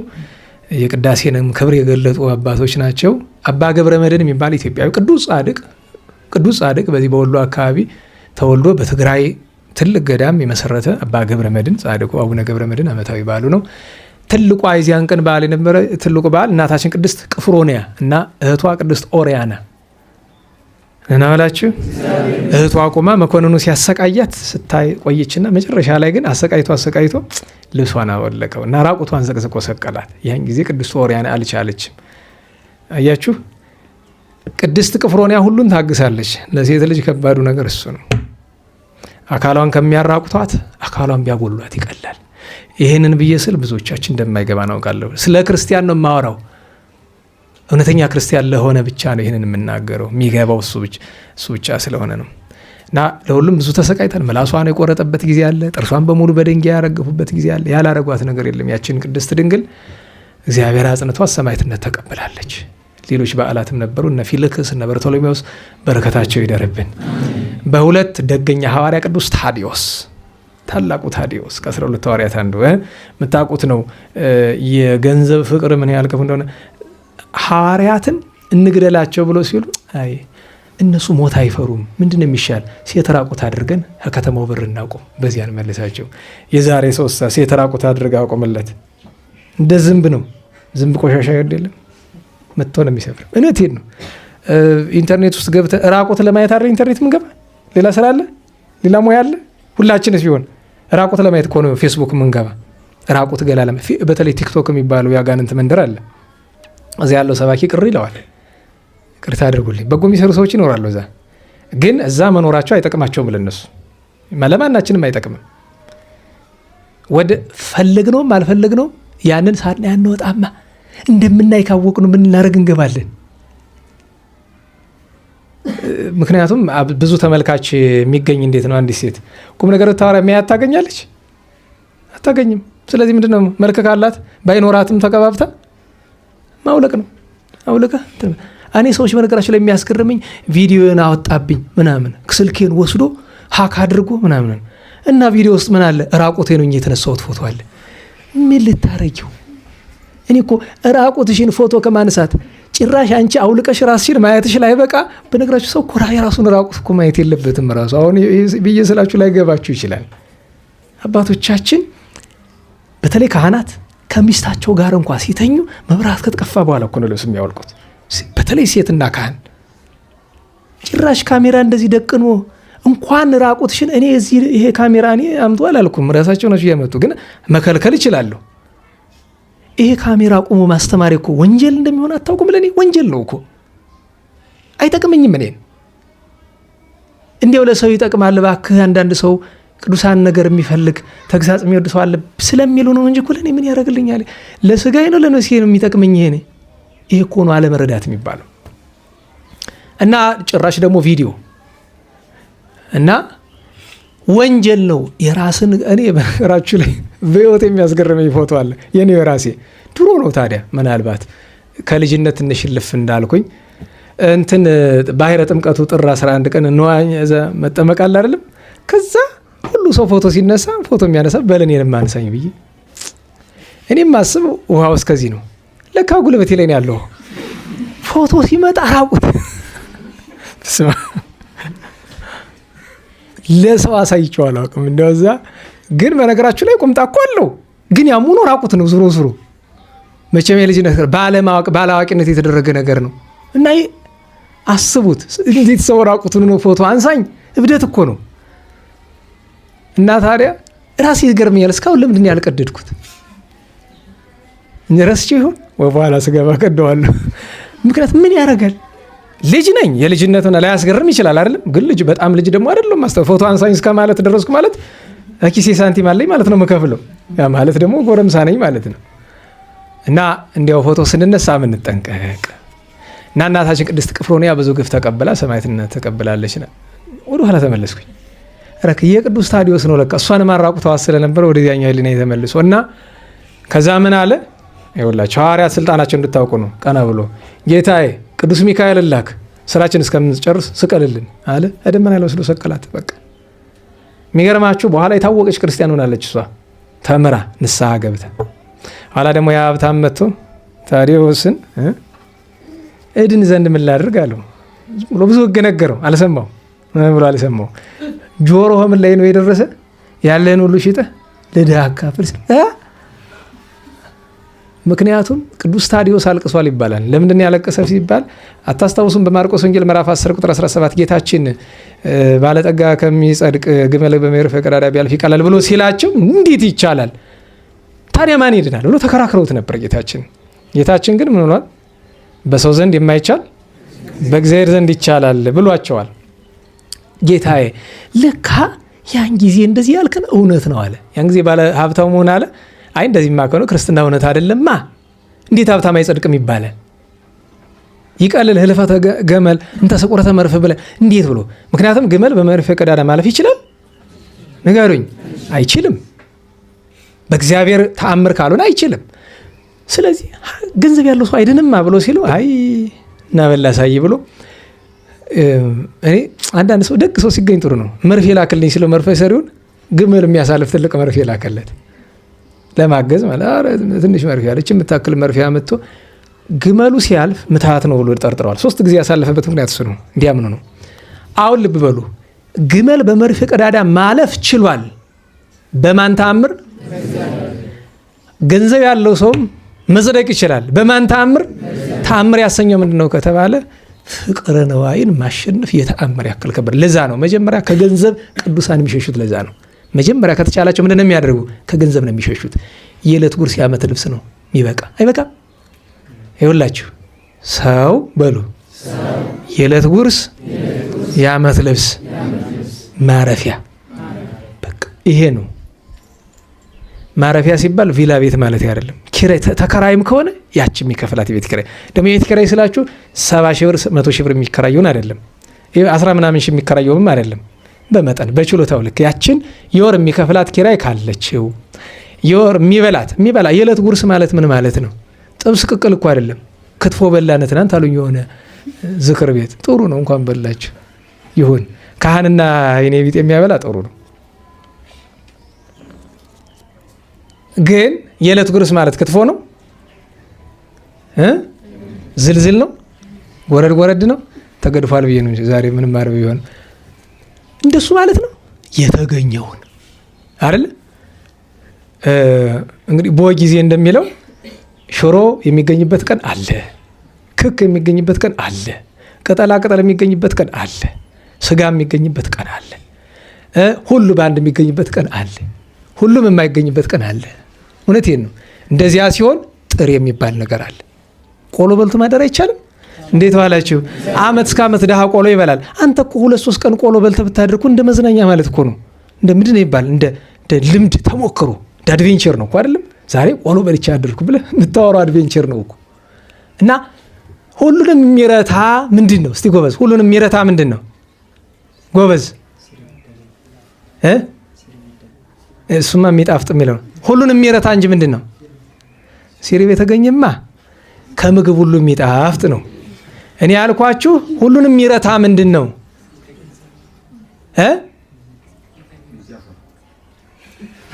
ምን አለ? እሺ ብዙ መልስ ሊኖረው የሚችል ነገር ስለሆነ ነው ያምታታችሁ። እኔ ልለው የፈለኩትን ነገር አንዳንድ ጊዜ አንዳንድ ጥያቄ ሲጠየቅ ያምታታል። እኔ የፈለኩትና እናንተ የምታስቡት አይገጥምም። ግን ይኸውላችሁ ሁሉን የሚረታ በሉ ተመስገን ነው። በቃ ይኸው ሽሮም በላ ክክ ስጋም በላ ጎመን ሁሉን የሚረታው ማን ነው? ተመስገን ጌታዬ። ቀጥሎ ምንድን ነው የሚለው የገጠር ሰው? ሞላ ጎተራይ ብሎ ለጥ አይደለም? በቃ እንደሱ እኮ ነው።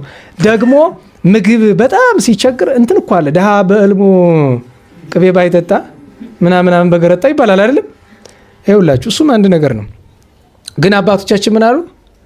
ወተት ቢኖር ኑሮ ዳቦ በነበረ ማግ እያደረግን እንበላው ነበር የሚል አለ አይደለም? ሁለቱም የለማ አማሩም። ግን የዚህ ሁሉ መጨረሻ ምንድነው? ተመስገን ነው። አንድ ጊዜ አለቃ ገብረሃና ምን አደረጉ ይባላል? በጣም ርቧቸው ለቀናት ምግብ አላገኙም እና ተማሪያቸው ረዳቸው አብሯቸው አለና ቁራሽ ዳቦ አገኙ። ያችን ተመገቡ እና መህመናቸው አልደረሰችም እና የንታ ስብሐት ልበል አላቸው። ቀጥሎ ያሉትን አልናገሩ ብለውት አይመስለኝም። ብለውት ከሆነ ግን ነውር ነው። የረሃብ ምሬት የፈጠረው ሊሆን ይችላል። ንስሐ ገብተውበት ይሆናል። ብለውት ግን ማለታቸውን እርግጠኛ አይደለሁም። ያው አንዳንድ ጊዜ እንዲያ ያረጋቸዋል። እሳቸው ትልቅ ደግ ሊቅ ተመሰገኑ ሰው ናቸው። ግን እንዲያ ያረጋቸዋል አንዳንድ ጊዜ። የዚያን ቀን ሊሆን ይችላል ማለት ለፈሊጥ የሚያደርጉት ነገር። እኔ ባለፈው አንድ ሰው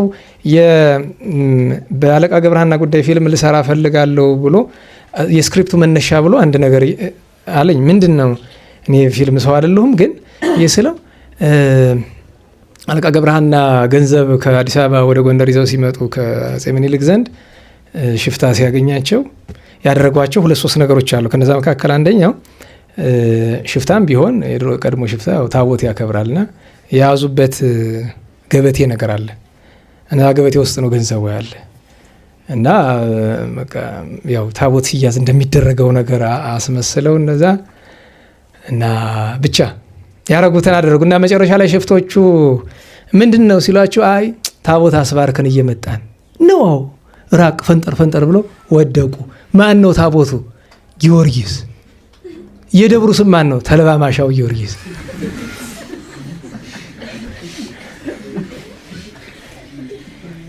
እኔ አደራረጋችሁ አስቡት። ምክንያቱም ተልባ የሚታሽበት ገበቴ ነው ያዙ እና ጥሩ ነው ወይ አይመስለኝም። አምልጠውበታል ሊሆን ይችላል ማለት እንደዚህ አይነት ነገሮችን እንደ ተሞክሮ እንወስዳቸው ካልሆነ በቀር በአንድ ጎን ውስጥ አስቡ ትንሽ ይከብዳል። ለሁሉም እግዚአብሔር በቀኝ ያቁማቸው። ትልቅ ሰው ነበሩ እና ወደ ትምህርታችን እንመለስ። አሁን መታዲዮስ ነን። እግዚአብሔር በረከቱን ያሳድርልን። ሰዓት ሄዷል። ቅድስት ዜና ድንግል ነበረች የዚያን ቀን በ3 ታላቅ ሊቅ ተመሰገነ። ቅዱስ ቄርሎስ፣ ቅዱስ ክርስቲያኖስ፣ ቅዱስ ልቅያስ፣ ምኒልክ ቀዳማይ፣ አቡነ ሊባኖስ ልደታቸውም ቅዳሴ ቤታቸው ነው። በ4 ቅዱሳን ነቢያት ደቂቀ ነቢያት ከሆሴ እስከ ሚልክያስ ድረስ ያሉት ሁሉም ዓመታዊ በዓላቸው ነው። ሰዓት እንትን ዓመታዊ በዓላቸው ነው የሁሉም እንግዲህ 12 ደቂቀ ነቢያት ማለት ነው። የዚያን ቀን አቡቂርና ዮሐንስ ዓመታዊ በዓላቸው ለቅዱስ ሶፎንያስ ማለት በ5 የዓለም ብርሃናት የቤተ ክርስቲያን መብራቶች አርሳይሮስ ኮከ ሃይማኖት መሰረት የቤተ ክርስቲያን ርዕሰ አርድእት ሊቀ ሐዋርያት የተባለ ቅዱስ ጴጥሮስ ልሳነ እፍረት ልሳነ ክርስቶስ መራሂ አይኳቲ መርስ ዛይን ነቃ ሕይወት አዘቅተ ጥበብ መምህር አይዛብ ነዋይ ህሩይ ብርሃን ዓለም ማይቶተ ቤተ ክርስቲያን የተባለ እነዚህ ሁሉ ስሞች የተገቡት ቅዱስ ጳውሎስ ስማቸው ሞገስ አለው። መልክዓ ጴጥሮስ ጳውሎስ ያስገርመኛል። የነቢያትና የሐዋርያት ነገር ሲነሳ መልክዓ ነቢያትን የጻፈው አባት ምን ይላል? መልክዓ ነቢያት የሚባል አለ። መልክዓ ነቢያት ላይ ምን ለዚያች ለእንዶራዊት ሴት እንዶራዊት የምትባል ያቺ ነቢዩ ሳሙኤልን ሳኦል ሄዶ ሳሙኤልን አስነሽልኝ ያላት ሟርተኛ ሴት ነበረች አይደለም? እና ልታስነሳ ብላ ስትሄድ በሷ እጅ እንዳይነሳ ጌታ ፈቃዱ ስላለ አስቀድሞ አስነስቶታል ራሱ ጌታችን። እና ምን ዋጋ በከፈልኳት ያቺን ዶራዊት ሴት ባገኘዋትና እንዴው ከነቢያት ሆነ ባስነሳችልኝ ምጠይቃቸው ነበር ይላል። ያስመኛል። በጥንት ዘመን አታስቡትም። በነገራችን እነዚህ ከምናውቃቸው ከሐዋርያት ወይ ከነቢያት ከጻድቃን ከሰማዕታት አንዱ በዘመናችን ቢመጣልን በተለይ ኤልያስ ቢሆንልን አይሻልም? ከአብርሃም ኤልያስ ይሻላል። አብርሃም ደግነት ያበዛል፣ ኤልያስ ይሻላል። ጅራፍ ያለው ማለት ነው። ለዚህ ዘመን የሚያስፈልግ ኤልያስ ነው። ይሄ ሲባል ደግሞ ኤልያስ መጥቷል የሚሉ ጅሎች አሉ። እነሱን ማለት አይደለም። እንዲያው ብቻ እመኛለሁ ወይ ደግሞ ዮሐንስ መጥምቁ ወይ ቅዱስ ዮሐንስ አፈወርቅ ኃይለኛውን ነው የምንመኘኛ። ለምን? ተግሳጽ የሚያስፈልግበት ዘመን ስለሆነ እና ለሁሉም ነቢያትም ቅዱሳን ዓመታዊ በዓላቸው በ4 የብርሃናት ዓለም ጴጥሮስ ጳውሎስ 72 አርድእት ባደለት ነው። እኔ እመኛለሁ ቀኗን ፈቀቅ ማድረግ። ለምን? 72 አርድእት ለብቻ እንደገና ደግሞ እንዲከበሩ ትልቅ በዓል ስለሆነ። ከዚያ እናታችን ቅዱሳት አንስት የሮሜ አሉ። በጣም ስማቸውን በነገራችን ላይ አንዳንድ ጊዜ ስም እንዴት ነው የሚያዝ ካላችሁ መውደድ ነው ስሙን እና ደግሞ የጸሎት አካል ማድረግ ነው ስም እንዲያዝ። ማን የሚባሉ ዴዎርስ፣ ቃሪያ፣ አቅባማ፣ አቅረባንያ እና አክስቲያና የአልታቢዮስ ሴቶች ማለት ናቸው። በሮሜ ሀገር የነበሩ እናታችን ቅድስት መስቀል ክብራለች። ታላቁ የመላእክት አለቃ ቅዱስ ሳቁኤል በመናፍስት ላይ ተሾመ ማለት ሁሉንም መልአከ ሞት የሚያዝ ሳቁኤል እንደሆነ ማወቅ አለባቸው። ቅዱስ ሳቁኤል መልክ አለው። ቅዱስ ሳቁኤል ታላቅ ከ7 ሊቃናት ተቆጥሯል። ይሄ ቅዱስ ሰው ሳቁኤል ሊቀ መላእክት። ከዚያ ውጪ ደብረ አሳ የሚባል ታውቃላችሁ? ትግራይ ተንቤን አቡነ ዮሐኒ የደብረ አሳ ጻድቃን የዚያን ቀናቸው። ይስሐቅ ዘጋዛ ሌሎችም ቅዱሳን አሉ። በ6 እዝራ ሱቱኤል መጽሐፍ ጠፍቶ የመለሳቸው ብሔራውያን በ91 ዓመቱ የገባ ብሔረ አዛፍ ብሔረ ብፁዓን ጻድቃንን ወስዶ ያኖራቸው ደቂቀ ኬሬቢን ወይም ደቂቀ ኢዮናዳብን እዚያ ያኖራቸው። እርገቱ ነው ወደ ብሔራውያን የሄደበት ቅዱስ ሰው ነው። የኡራኤል ወዳጅ ነው። ከመልአከ እግዚአብሔር ጋር ተከራከረ በጣም እናት ፍትሐ እግዚአብሔርን እየመረመረ እና መልአክ መጥቶ ምን አለ አለ እሳተ ድሉ አንተ ትክል 5 ፈተና አቅርቦለታል። ከ5 ፈተና ምንድን ያለ አንተ እግዚአብሔርን ከመመረመር በፊት መጀመሪያ እስቲ እሳትን በሚዛን መዝንና ኪሎውን አምጣ አለ። እሳተ ድሉ አንተ ትክል መጀመሪያ ፍጡር መጀመሪያ። በነገራችሁ ላይ ንፋስ ቁመቱ ስንት ነው? ወርዱ ክብደቱ የሚያውቃለ የለም። ተመስገን ትላለህ ዝም ብለህ ትተነፍስና የምታውቀው እንደዛ ነው። በነገራችሁ ላይ ትንፋሽ አጥሮ የምታውቁት ታውቃላችሁ። ያቺ ኦክሲጅን ተሰጣ ነፍስ ጭነስ ግስቱ አይ ለካ አላመሰግኩም ይታይታል። ሁሉም ሲደርስበት ነው የሚያውቀው። አሳየ እንደ እግዚአብሔር ሁሉንም በቸርነቱ እግዚአብሔር ለእናንተ ለሁሉ ሰው አያሳየውም። ምክንያቱም መለበሚያ አታድርገኝ መለበሚያ ማታሳጣኝ ይላሉ አባቶች። ምን ማለት ነው? ምሳሌ መማሪያ አታርገኝ። እኔ ተጎድቼ በእኔ ጉዳት ሌሎች አይማሩ፣ ግን ለእኔ መማሪያ ግን አታሳጣኝ። ሰው ይጎዳል ማለት አይደለም። ሰው በራሱ መጎዳቱ ስለማይቀር ብቻ እንድማርበት ከራሴ ጉዳት ሳይሆን እንደው ከሌላ ስፍራ ሳየኝ ይመስላል ነገሩ። አይጣለ ወዳገለም እና እንዲያው የእሳትና የውሃ የአየር የነፋስ ነገር አላመሰግነውም እግዚአብሔር እንዲያው እንድናመሰግነው ያድርገን በቸርነቱ። በተረፈው የዚያን ቀን ሐዋርያው ቅዱስ መርቄሎስ ከሰባ አርድእት ነው ቅዱስ ጴጥሮስን ኔሮን ዘቅዝቆ ሲገለው የገነዘው ነው። እናታችን ቅድስት ንስተሮኒን የኢየሩሳሌማ ቅድስት ቴዎዳስያ አብሮ ኮሮኔስ እናስ ቅዱስ በርተሎሜዎስ ሐዋርያ ነበረ። ደገኛው ምጽዋት ወዳጁ አባታችን አባ ዘግሮም ወይም ጻድቁ አቡነ አብርሃም ኢትዮጵያዊ ጻድቅ ናቸው። ደገኛ ቅዱስ ብዙ ታምራት ያደረጉ ቅዱስ ሰው ናቸው። ገድላቸው አለ። እነዚህ ሁሉ ዓመታዊ በዓላቸው ነበር። በሰባት ሰማይ ምድርን የፈጠሩ ስሉስ ቅዱስ አብ ወወልድ ወመንፈስ ቅዱስ አዚያን ዓለም ወጣኔ ሁሉ ገባሬ ሁሉ አሃዜ ሁሉ ፈጻሜ ሁሉ እያለ አባ ሕርያቆስ የሚያመሰግናቸው የሰማይ የምድር አምላክ ስሉስ ቅዱስ ዓመታዊ በዓላቸው ቤተ አብርሃም የገቡበት የይስሐቅ ልደት የተናገሩበት ሳራን የመረቁበት አብርሃምን የባረኩበት ትልቅ በዓል ነው። ያን ቀን በተርክ እንደምን ደስ ባለኝ። በተለይ የአባ ጊዮርጊስ ነገር ታላቁ የቤተክርስቲያን መብራት አባ ጊዮርጊስ ዘጋስጫ እኔ በጣም ነው የሚገርመኝ። በነገራችሁ ላይ አባ ጊዮርጊስ ዘጋስጫን ያላወቀ ኢትዮጵያዊ በተለይ ደግሞ በጉባኤ ቤት ያላችሁ እኔ ሙያ ከያዛችሁ አልቆጥራችሁ። የአባ ጊዮርጊስ ዘጋስጫ ገድል ይኖራችሁ አለ ጉባኤ ቤት እዚያ ግዙ፣ ፈልጉና ግዙ። ሁለት ነበረኝ። የሚገርመው ሁለት አንዱን ለሰው ሰጥቼው እንጂ ሁለት ነበረ እኔ ጋር ማህበረ ቅዱሳን ያሳተመውም አለ። አሁን ሁለት ነው መሰል ያለ ገዳሙ ልኮልኝ ግን አልሰጥም። ግዙ ግዙ፣ ስጦታ ነው። ሁለቱም ስጦታ ነው። እንዴት አድርጌ ወይ እንዲያ ካጣችሁ ግን እግዚአብሔር ያውቃል። ለሁሉም ግን የአባ ጊዮርጊስ ዘጋስጫ ገር ጉባኤ ቤቱ አድርጉ። ደም በየግላችሁ ደም የራሳችሁ ደግሞ ግዙ። ሁላችሁ እንደተገናንተ ዲያቆናትና ሌሎቻችሁም እንግዛ። ፈልጉት። በጣም ማህበረ ቅዱሳን ያሳተመው ማለት ራሱ ገዳሙም ያሳተመው አለ። እጹብ ነው እንጃ።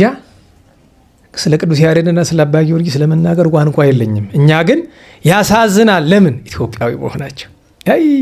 እኔ የአውሮፓ ተወልደው ቢሆን ወይ ግብፅ ወይ ሶሪያ ምን ያህል ይከበሩ ነበረ። የሚገርማችሁ ነገር የአባ ጊዮርጊስ ዘጋስጫ 41 መጻሕፍት አሉት አይደለም? አብዛኞቹ መጻሕፍት ውጭ ሀገር ተተርጉመው ይጠቀሙባቸዋል። ልታውቁት የአባ ጊዮርጊስ ዘጋስጫ 3 ቅዳሴ እንዳለው ማወቅ አለባችሁ። 2 የእመቤታችን 1 የጌታ ቅዳሴ ያለው አባ ጊዮርጊስ። ከዚህ ከቅዳሴ ማርያም ውጭ ቅዳሴ ማርያም የአባ ሕርያቆስ ስለሆነ 3 ቅዳሴ ያለው። አንደኛው ቅዳሴውን የሚገርማችሁ ነገር አንድ ሰው ምን አለኝ፣ ሮም ውስጥ ይጠቀሙበታል፣ ለቫቲካን ውስጥ ይጠቀሙበታል በስውር አለኝ።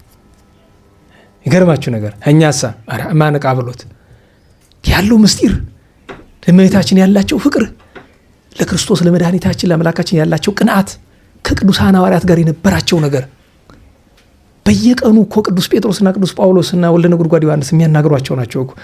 አንድ ቀን ዮሐንስ ወልደ ነጎድጓድ ሳይጎበኛቸው ቀረ። ደግሞ አሟቸው ነበር። በሚቀጥለው ቀን ምስጋናው ላይ እሱን ዘለሉት። መጣና አንተ ምን አረኩ? ምን አለችው? ትናንት ከሁሉ አብልጭ እየወደድኩ ለምንድን ያልመጣ ሳትጎበኘኝ ቀረ ይሆናል። እና ሰዓታትን እየቆምን አባ ጊዮርጊስን የማናከብሩ ሰዎች ግን እንጀራችሁ አይደለም። በተለይ ተቀጥራችሁ ለምታውቁ እንጀራችሁ አይደለም ሰዓታት።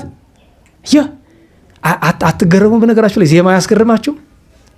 ዘሩ ምስጢሩ እንዲያው ዘሩ ምስጢሩ እንኳን ባናስተር አያስገርማችሁም? እና ታዲያ ባለቤቱን ሳናከብር ሰዓታት መቆም ግፍ አይሆንብንም? ገና ሰዓታት ሲጀምር ምንድን ነው የሚለው? ብዙ ጊዜ ድርግስ ብሎ ሀሌታን እንዲያም ቢል ደግሞ ነሲ የማይተዘው እግዚአብሔር ነው አይደለም? ከሱም ይቀድም አለ። በስመ አብ ወወልድ ወመንፈስ ቅዱስ አሐዱ ጥሬ ዘራል ንበጥ ምርዲት እግዚአብሔር መጽሐፈ ሰዓታት ዘደረሰ በመንፈስ ቅዱስ አባ ጊዮርጊስ መመረጋ ስጫ ጸሎቱ ወበረከቱ ተብሎ እኮ ነው የሚጀመር። በጥሬ ንባብ ነው፣ ዜማ የለውም። ከዚያ በኋላ እንደየቤቱ ነሴማ የተበም ሊል ይችላል፣ በሐሌታም ሊጀምር ይችላል። ከዚያ በያንቀጹ ሰዓታት ላይ አቡነ የሚባልበት አንቀጽ አለ አይደለም? ከጻድቁ ከአባ ጊዮርጊስ ዘጋስጫ በረከት ያሳድርብን። ባለቤቱን ረስተን በነፍስ ለነፍሳችን አስቡት። በገዳማት እኮ ሌሊት ዛፍ ቅጠሉ ሲያበራ የሚያደርጉ በሰዓታት እኮ ነው። የማን ድርሰት ይመስላችኋል? ሲደርሱት እመቤታችን እያነጋገረቻቸው እኮ ነው የደረሱት። አስቡት ያለው ምስጢር እና አባ ጊዮርጊስን አለማክበር አለማወቅ በጣም በደለኛ ያደርጋል። እና ጻድቁን እንድናከብር መድኃኔዓለም ይግዘን። ጎንደር ከመመኛቸው ነገሮች አንዱ የአባ ጊዮርጊስ ዘጋስጫ ክብረ በዓል ያለበት ስፍራ ማየት ነው። ቢቻል እንደ አብሮ ስላሴ ቤተክርስቲያን ታቦቱ ቢገባና ሰው ምክንያቱም በሰባት ቀን ሌላ ቦታ ሄድ ብትሉት አይሄድም። በእርግጥም እውነትም ስላሴን ትቶ ወደ ጻድቃን በዓል አንሄድም፣ ሕግም አይፈቅድልንም። ግን አብሮ ማክበር ይቻላል። አብሮ አንድ ላይ ልደታቸውም ሐምሌ 7 ነው፣ እረፍታቸውም ሐምሌ 7 ነው። በተወለዱበት ቀን ነው ያረፉ እና በእውነቱ አባ ጊዮርጊስ ዘጋስጫ ያረፉ ቀን በ1417 ዓመተ ምህረት አጼ ይስሐቅ ነግሰው ሳሉ ባልጋ መንገድ ላይ ነው ያረፉት። ምክንያቱም ታመው ነፍሳቸው ሳይወጣ እንዲባርኩኝ አምጡልኝ ብሎ ባልጋ ላይ ሆኖ ቤተክርስቲያኑን ዙረው ይዘዋቸው ሲሄዱ ከመንገድ ላይ ነው ነፍሳቸው የወጣቸው። ተመልሶ ዜና ነጋሪው መጥቶ ለንጉሱ ሲነግረው በአዋጅ በቤተ መንግስት ደረጃ አዋጅ ታወጀ፣ ማቅለበሱ ተብሎ አጼ ይስሐቅ አወጁ ማቅለበሱ። ዛሬ የኢትዮጵያ ቤተክርስቲያን መብራቷ ጠፋባት።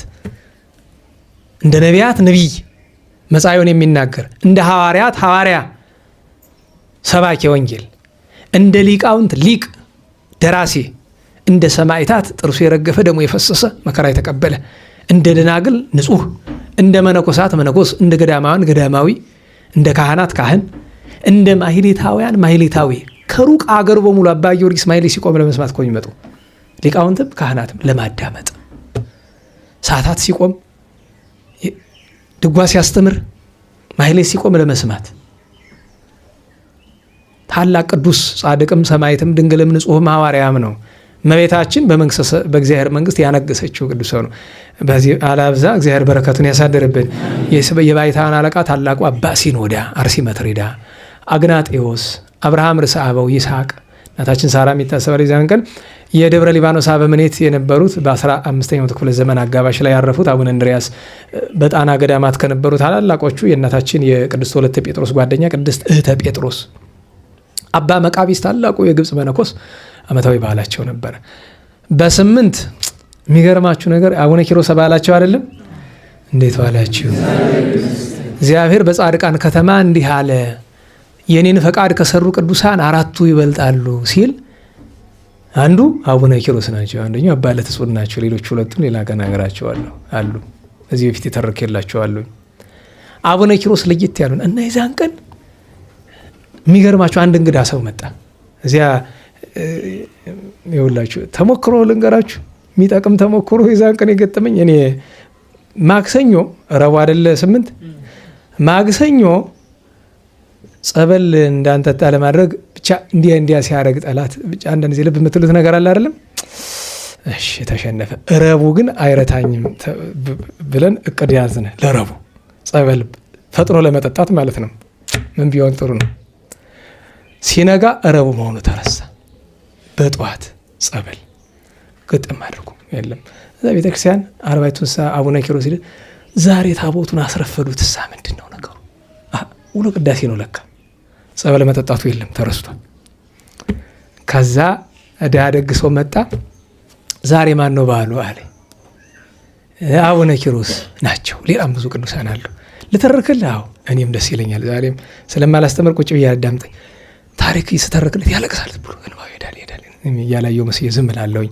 የሚገርማችሁ ነገር ጻድቁን ይወዳቸዋል በጣም እና በፊት ምን ብሎኛል አንድ ጊዜ አቡነ ኪሮስ ክብረ በዓላቸው ታቦቱ እንደገባ ሊሄድ ፈልጌ ትእዛዝ እግዚአብሔር መጣብኝና ስራው ውዬ ማታ በጣም አሰንኩ እና ዝኝ በዛው እንደዚህ ብዬ ስል ያውቃቸዋል ምን እንደሚመስሉና መጥተው አይዞ ከመጣ ቁጥር የላለሁ ችግር የለው ሌላ ጊዜ ትመጣለህ ብሎኝ ተሰውና ደስ አለኝ ብሎኛ ጋር ለዚህ በፊት እና እያለቀሰ ሰማና ኋላ ሄዶም ተሳለመ።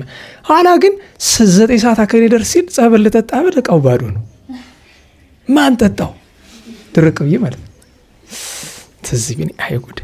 አሁን በእኔ ቤት በጧት ተሽቀዳድሜ ጸበል የጠጣው ጠላት ያሸነፍኩ መስሎኝ። ማን ያሸነፍ? መድኃኒዓለም ያውቃል እንግዲህ እንደ ቸርነቱ። እና አንዳንድ ጊዜ ማለት ያን ያህል ምን ነክቶ በረቡዕ ጠዋት ጸበል አስቡት ቁጭ ብላችሁ ቤት። ከዛ በኋላ ግን ደግሞ ጾመኛ ነኝ እስከ 9 ሰዓት ደግሞ። ያ አስገራሚ ነገር ነው። ብቻ ጻድቁ አባታችን ለየት ያሉ ናቸው። አቡነ ኪሮስ ገድላቸውን ግዙና አንብቡ ስለመሸብን። ታላቁ ኮከበ ገዳም አባ ብሶይ፣ አባ አቤሮን፣ አቶም፣ ቢማ፣ በላኒ፣ አባ ሚሳኤል፣ ቅዱሳን ባውማ፣ አሞን፣ ስሞን ብዙ ቅዱሳን ያሉ የዚያን ቀን የሁሉንም በረከት ያሳድርብን። በ9 አባ አርያን፣ ቴዎድሮስ፣ ታኦድሮስ፣ ሰርጊስ ሰማዕታት ማኅበራነ ኤስዮ ቴክላ። ዛሬ ታላቁ ብስንዳ ከታላላቅ ገዳማውያን ወቀቦሙ ላይ ያዩት ስሙ አለ።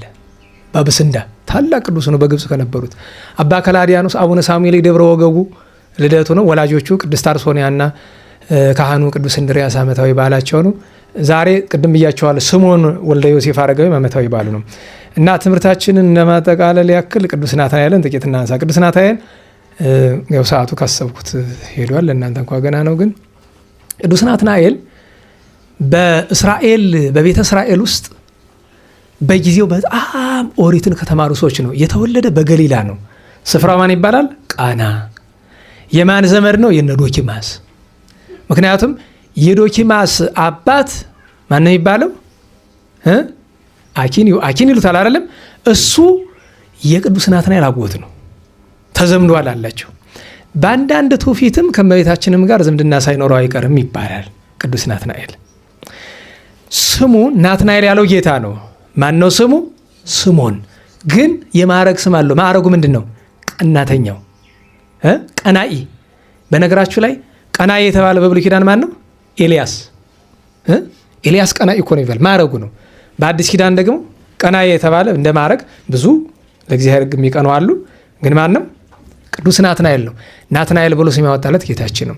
እኛ ግን ቅዱስ ናትናኤል አብሮ ከጌታችን ዘንድ 3 ዓመት ከ3 ወር ተምሮ ጌታችን ሕማማት በሚቀበልበት ምሽት በቤተ አልዓዛር ስጋውን ደሙን ተሳትፎ ከሸሹት መካከል አንዱ እሱ ነበረ። ምንጊዜም ያው ማታ ከዚያ በኋላ 40 ቀን ትምህርተ ባት መጽሐፈ ኪዳን ተምሮ መንፈስ ቅዱስን ጌታችን ሲያደርግ ተሹሞ መንፈስ ቅዱስን ተቀብሎ ዕጣ ሲጣጣሉ የት ነው የደረሰው ካሏችሁ ሰማርያ ነው የደረሰው። እንድታውቁት የመጀመሪያው የሰማርያ ሐዋርያ ከሐዋርያት መካከል ቅዱስ ናትናኤል ነው። ለዚያ ነው ናትናኤል ዘሰማርያ የሚለው። ምክንያቱም ናትናኤል ዘቃና ሲል በሀገረ ሙላዱ ነው። ዘሰማርያ ሲል በሀገረ ስብከት ነው። ለምሳሌ ቶማስ ዘህንደክ የሚለው በምን ምክንያት ነው? በሀገረ ስብከቱ ነው። ዘሰማርያ ይለዋል።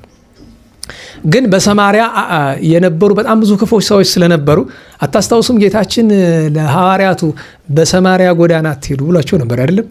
ምስጢር አለው፣ ምክንያት አለው። ግን ሰማርያውያን ለአይሁድ ከባድ ነበሩ፣ አይዋደዱም እርስ በርስ። ያቺ ሴትም ሳምራዊቷ ፎጤናም ውሃ ጠጭኝ ሲላት አንተ አይሁዳዊ እኔ ሳምራዊ ሲሆን እንዴት ከእኔ ውሃ መጠጣት ትሻለህ ብለዋለች። ጌታችን አስተምሮ እስከሚለውጣት ድረስ እና ቅድም ነግሬያቸዋለሁ። ሲወጣ ጌታዬ ሆይ አትለየኝ፣ ቅዱስ ጴጥሮስን ላክልኝ አለ። ቅዱስ ጴጥሮስ መጣ፣ አብረው ገቡ። ጌታችን ቃል ተናገረው፣ በኋላ በኢየሩሳሌም ትሾማለህ አለው። ገባ። እንደ ገባ የጠበቀው መልካም ነገር አይደለም። የአይሁድ ካህናት ደበደቡት፣ ብዙ አሰቃዩት፣ ትምህርቱን አልቀበለዋሉ። ለ10 ቀናት ያለማቋረጥ አሰቃዩት። ኋላ ግን ወደ ጌታችን ሲጸልይ ምልክት እሰጥሃለሁ አለው። በሱ ስብከት ያመነች አንዲት ሴት አለች። እሷ ባል ካህን ነው፣ ግን ካህኑ ነው የኦሪት ነው፣ ናትናኤልን የማይወድ ነው። ልጃቸው ሞተ። ሐዘኑ ለእሷ በጣም ከባድ ነው፣ ግን ያ ካህንም አዘነ። ምን አለችው? ያ ናትናኤል በመጣ ያስነሳልን ነበር አለች። እንደዚህ ይችላል እንዲህ አላት። እሱ እኮ ለእኛ እኮ እንደ ካህዲ ነው የምናያቸው እነሱ የሚያስቡት። አይ ጥራ ውስጥ እንየው ለሁሉም አለችው። መጣ፣ ወደ ጌታችን ጸለየ። ለከብለከ እንደሚለው ስሙን ጠርቶ ተነሳለሁ። አፈፍ ብሎ ተነስቶ ሰገደ። ያን ጊዜ ካህኑም በዛ የነበሩ በሙሉ ሳምራውያን በዚህ ታምራት ምክንያት ሰገዱ።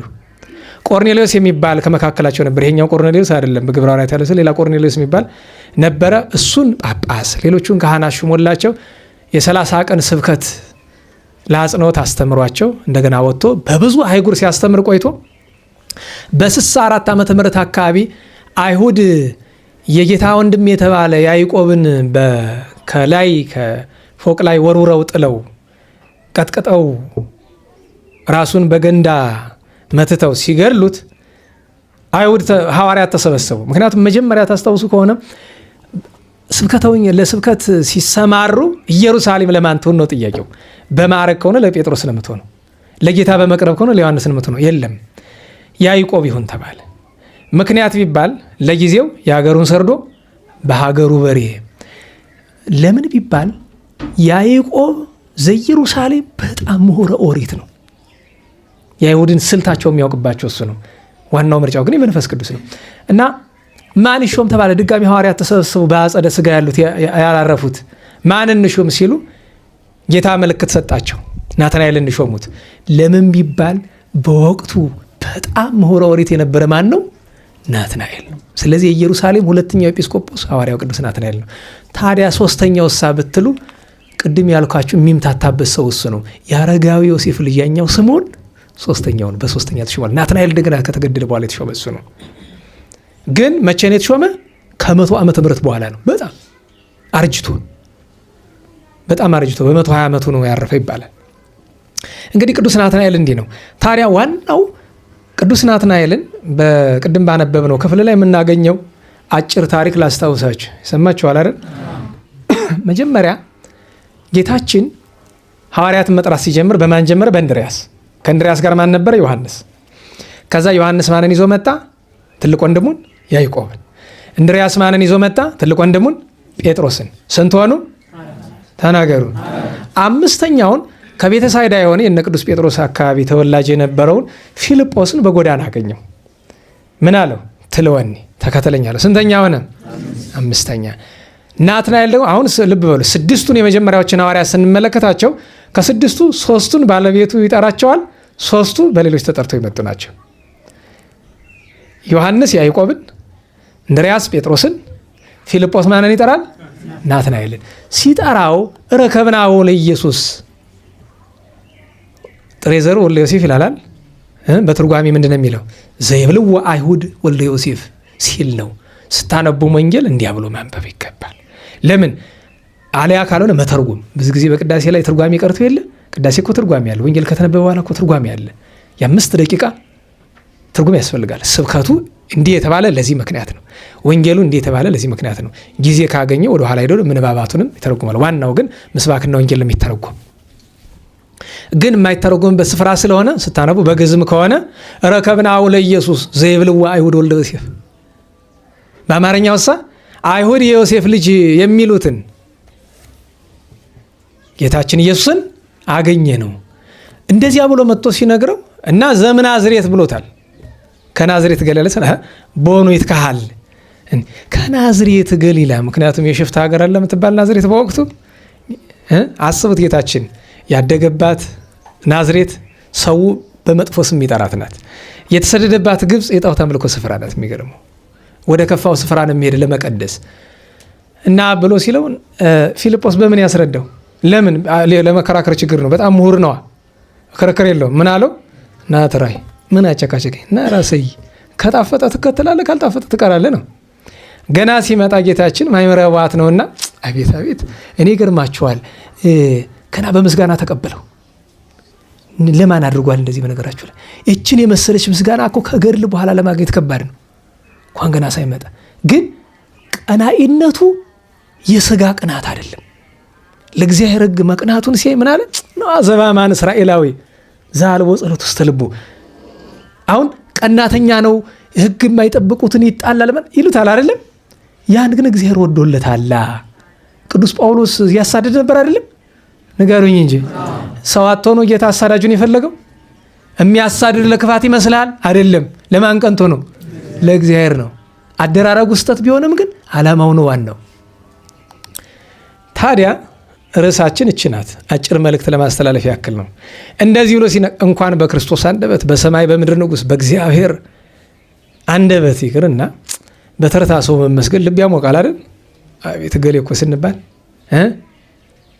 ግን ሲያመሰግነው እውቀቱን አላመሰግንለትም አይደለም። ሰው በእውቀት አይመሰገንም። ደህና ዋላችሁ። መርጦ በምንድን ነው ያመሰግነው? በልቡ ምን የሌለው አለ? ሽንገላ፣ ክዳት፣ ክፋት መንታ መላስ ያለው ነው። ሲያገኝ አንተ አቦ አቦ ሲልቆት ሁላችን እንደዛ አይደለን? እንደዚህ ይላል። አያስታውሱም? አይ አንተ የተሾምክ ቀንማ ዓለም ነው በቃ ፀሐይ ወጣልን ብሎ ዞር ብለው ይሄ የተሾመ ቀን እችን ግቢ ለቀን ነው የምንሄድ አንኖራትም።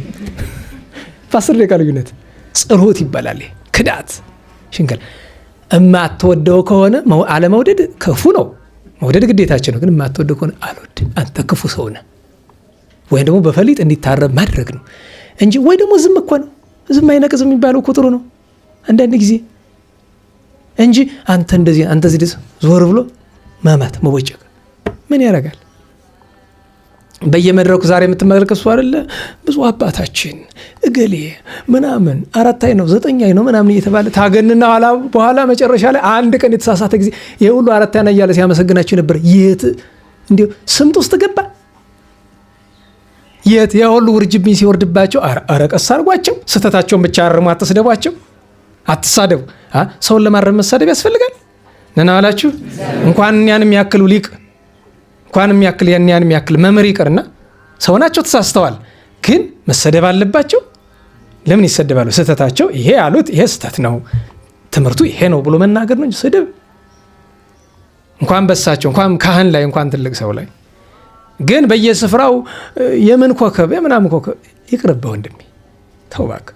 ቤተክርስቲያን የሰጥቻችሁ ማድረግ ካለ እሱን ጠራ፣ ችግር የለውም።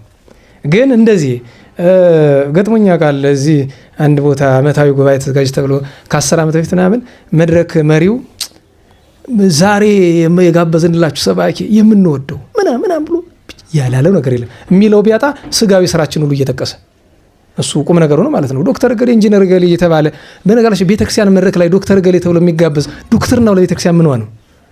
ከአገልግሎት ጋር ምን ያገናኘዋል? ከስብከቱ ጋር የእግዚአብሔርን ቃል የሚሰብከን በዶክተርነቱ ነው? ጋዜጠኛ ከሆነ በጋዜጠኝነቱ ነው? ምንድን ነው የሚያገናኘው? ብዙ ነገር ቀባጠረ። ድምፅ አጎያን ተቀብዬ አልተዋወቅንም እና እዚህ ካህናት አባቶች ነበሩ። እናንተ ማስተማር አልጀመርኩም። ይህን ቀባጣሪ የት ነው ያመጣችሁት? ምን ሆኖ አንተ አፈን የከፈተ የታቀኛለህ? ባይቴ ታምረን እኮ ያስጠቅሳል። የታቀኛለህ ወሬኛ። ሁለተኛ እዚህ መድረክ እንዳትወጣ አደራ። ሁለተኛ አንተ መድረክ መብራት አትችልም። በአደባባይ ነው ያጠፋ። ሌላውን ትምህርት እንዲሆን ነው። ምን አገባው? ዝም ብለው ከአስተማሪው ዲያቆን ከሆነ ዲያቆን ገሌ ነው፣ ቄስ ከሆነ ቄስ ገሌ ነው። በቃ ሌላ ምንድን ነው የሚያስፈልግ? ማስታወቂያ፣ ፕሮሞሽን ታወጣና ኋላ ታዲያ የእኛ ሰው ክፉ አይደል? መሰላሉን ትንሽ ከፍ በሌልና በደንብ ላይ ስትደርስ መሰላሉን ይለቀዋል። አወዳደቅ እንዲከፋ ማለት ነው። የእኛ ሰው እንደዛ ነው። ሲያጨበጭቡላችሁ እውነት እንዳይመስላችሁ። የሚያመሰግናችሁን ሰው አትቅረቡት። ማልነግራችሁ ግብፃዊ ጻድቅ ነበሩ። ምን ይላሉ? ከሚሰድብ ሰው ጋር ዋል ይላሉ። ከሚሰድብ ጋር ዋል ብለዋል። እና ችግር ነው። እና ይሄንን ያክል ምስጋና ያመሰግነው ልቡን መርምሮ ነው ያመሰግነው። አፋዊ ነገሩን አይደለም። ክዳት የሌለው ሽንገላ የሌለው ሐቀኛ ሰው ቢያጠፋም በሐቅ ነው። ሰው ገሎ የለ ገሏል እኮ ናትናኤል። ሰው ገሏል እኮ በቃ ለእግዚአብሔር በመቅናትም ቢሆን ሰው ገሏል። ለእግዚአብሔር ቀናው ተብሎ ሰው አይገደልም አይደል? ግን ገሏል። ያንን እንኳን የት ታውቀኛለህ ነው ማለት ነው። አስቡት። የት ታውቀኛለህ? ዛሬ የሚቸግረ ነገር እሱ። በነገራችሁ ላይ አባቶቻችን የሚሉት ነገር አላል። እግዚአብሔርን የማያውቁ የእግዚአብሔር ሰዎች እንባላለን። የዚህ ዘመን ሰዎች እንደዛ ነው እኮ ስማችን። በቃ ስለምንድን ነው የምትሰብክ ሲባል ለእግዚአብሔር ይላል። ከእግዚአብሔር ጋር ግንኙነት የለንም እኮ ጨርሶ። አብዛኞቻችን በተለይ መድረክ ያለን በዚህ ዘመን ካህን፣ ዲያቆን፣ ሰባኪ፣ ዘማሪ እኔን ጨምሮ ከእግዚአብሔር ጋር እኮ ብትኖረን ብትቆረጥ የደረሰች ናት። ግን ራሳችን እንደምንድን ነው የምናስመስል? እኔ እንዲሁ መጀመሪያውኑ ነገር ራሱ እግዚአብሔር መጥቶ እግዚአብሔር ስነ የት ነው የምታውቁኝ ቢለን ግን ምንድን ነው መልሳችን? ምክንያቱም እግዚአብሔር ማወቅ የሚቻልበት ብቸኛ መንገድ አለ አይደል? እሱ ምንድን ነው? እምነትና ምግባር፣ ቅድስና ነው፣ ንስሐ ነው። እግዚአብሔርን ብሉይ በማጥናት አታውቀው ሐዲስ በማጥናት አታውቀውም። ብሉይ ማጥናት ለማወቅ ያስፈልጋል። አዎ ብቻውን አይቆምም። ለዛ ነው በነገራችሁ ላይ አታስታውሱም? አንድ የትርጓሜ መምህር ጉባኤ ላይ ተቀምጠው በአጋጣሚ ማቴዎስ ወንጌል ምዕራፍ 10 ቁጥር 40 ላይ ደርሰዋል። ወዛስቴ የምሉ ንዑሳን የሚለው ላይ ማለት ነው። የአቋቋም ተማሪ ነው መሰለኝ፣ የመጽሐፍ ነገር አይረዳም ነው፣ ቤት መስሎታል። ያው በአፍአ ነው፣ በፊት ጉባኤ ቤቶች በአፍአ ይሰሩ ነበርና ሄዶ ጉባኤ ቤቱ በርቆም በእንተ ስማ ለማርያም ተሜ አላህ ያድርስ ይሉታል። ገታ አድርገው ትርጓሜያቸው ከፊት ለፊት ደግሞ የምእመን በር ይታያቸዋል። በእንተ ስማ ለማርያም ስል እጥፍ አድርጋ ሰጠው ዝም ብሎ ያሉ በቃ እና የሚተረጉሙት ነገርና ያ ይገጥማል አይደል? እሳቸው እኮ ከቤት ምግብ አላቸው። ወይኔ እኔ አነባለሁ እሷ ትተረጉማለች አሉ ይባላል። አያችሁ፣ እኔ ተረጉማለሁ አላሉም፣ እኔ አነባለሁ ነው። ንባብ እኮ ነው ትርጓሜው። ተርጉም ንባብ ነው። ነበበ ምንድን ነው? ተናገራል። ንግግር እኮ ነው። በቃ አለቀ። ካልሰራው ንግግር ነው። እኔ እናገራለሁ፣ እኔ አነባለሁ፣ እሷ ትተረጉማለች አሉ። ቆጭቷቸው ማለት ነው።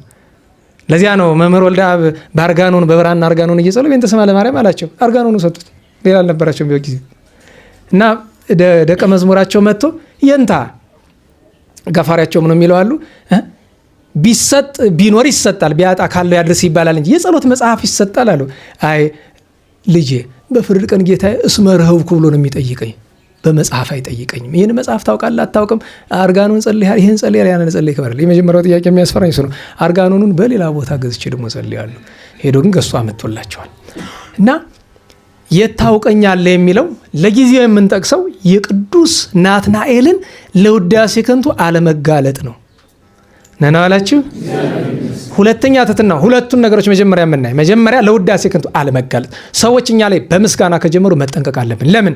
በምስጋና ብዙ ጊዜ ጠላት ይመጣል። ጠላት ይመጣል። ሁልጊዜ ጌታችን እኛ ሊናገረን አይቻለንም። ጠላት ይመጣል። ብዙ ጊዜ በምስጋና የሚመጣብን ጠላት ስለሆነ ከውዳሴ ከንቱ ራሳችንን መጠበቅ፣ ከየትኛውም ምስጋና መራቅ። ለዛ ነው በነገራችሁ ላይ እኔ እንዲያመሰግኑኝ አልፈልግም እንላለን አይደል? ምስጋና እንደምንወድ የሚታወቀው መቼ ነው? ሲሰድቡን ይከፋናል። ነና አላችሁ። በዚህች ወቃት ምስጋና የሚፈልግ ሰው መገለጫው ምንድን ነው? ሲሰድቡት ይከፋዋል። ሲሰድቡት የሚከፋው ሁሉ ምስጋና ይፈልጋል። የታወቀ ነው። ስለዚህ ከውዳሴ ከንቱ ራሳችን እናርቅ፣ እንታገለው። በአንድ ጀንበር የሚገኝ ነገር አይደለም። አንደኛው። ሁለተኛው ትህትና። ትክክሉን አይደል የተነገረ? ፍጡር አይደለም የተናገረው፣ ፈጣሪ ነው ጌታችን የተናገረ አይደለም። ያንን ግን አይ ወዴት ታውቀኛለህ ማለቱ እኔ እንደምትለኝ አይደለሁም ሲል ነው ያሉ አባቶች አሉ። እኔ ራሴን ምክንያቱም አንድ ሰው ራሱን እንደዛ ብሎ ሊያስብ አይችልም፣ እውነት እንኳ ቢሆን ማለት ነው። ትህትና ነው። ከምንም በላይ እንዲያው ጥያቄውን ቅድም ለእግዚአብሔር ነግሬያቸዋለሁ። እግዚአብሔር በፍርድ ቀን ብዙዎቻችን በተለይ መድረክ ላይ ያለነውን የሚጠይቀን የት ታውቁኛላችሁ ብሎ። አናውቀውም፣ ክርስቶስን አላወቅነውም። እውነቴን ነው።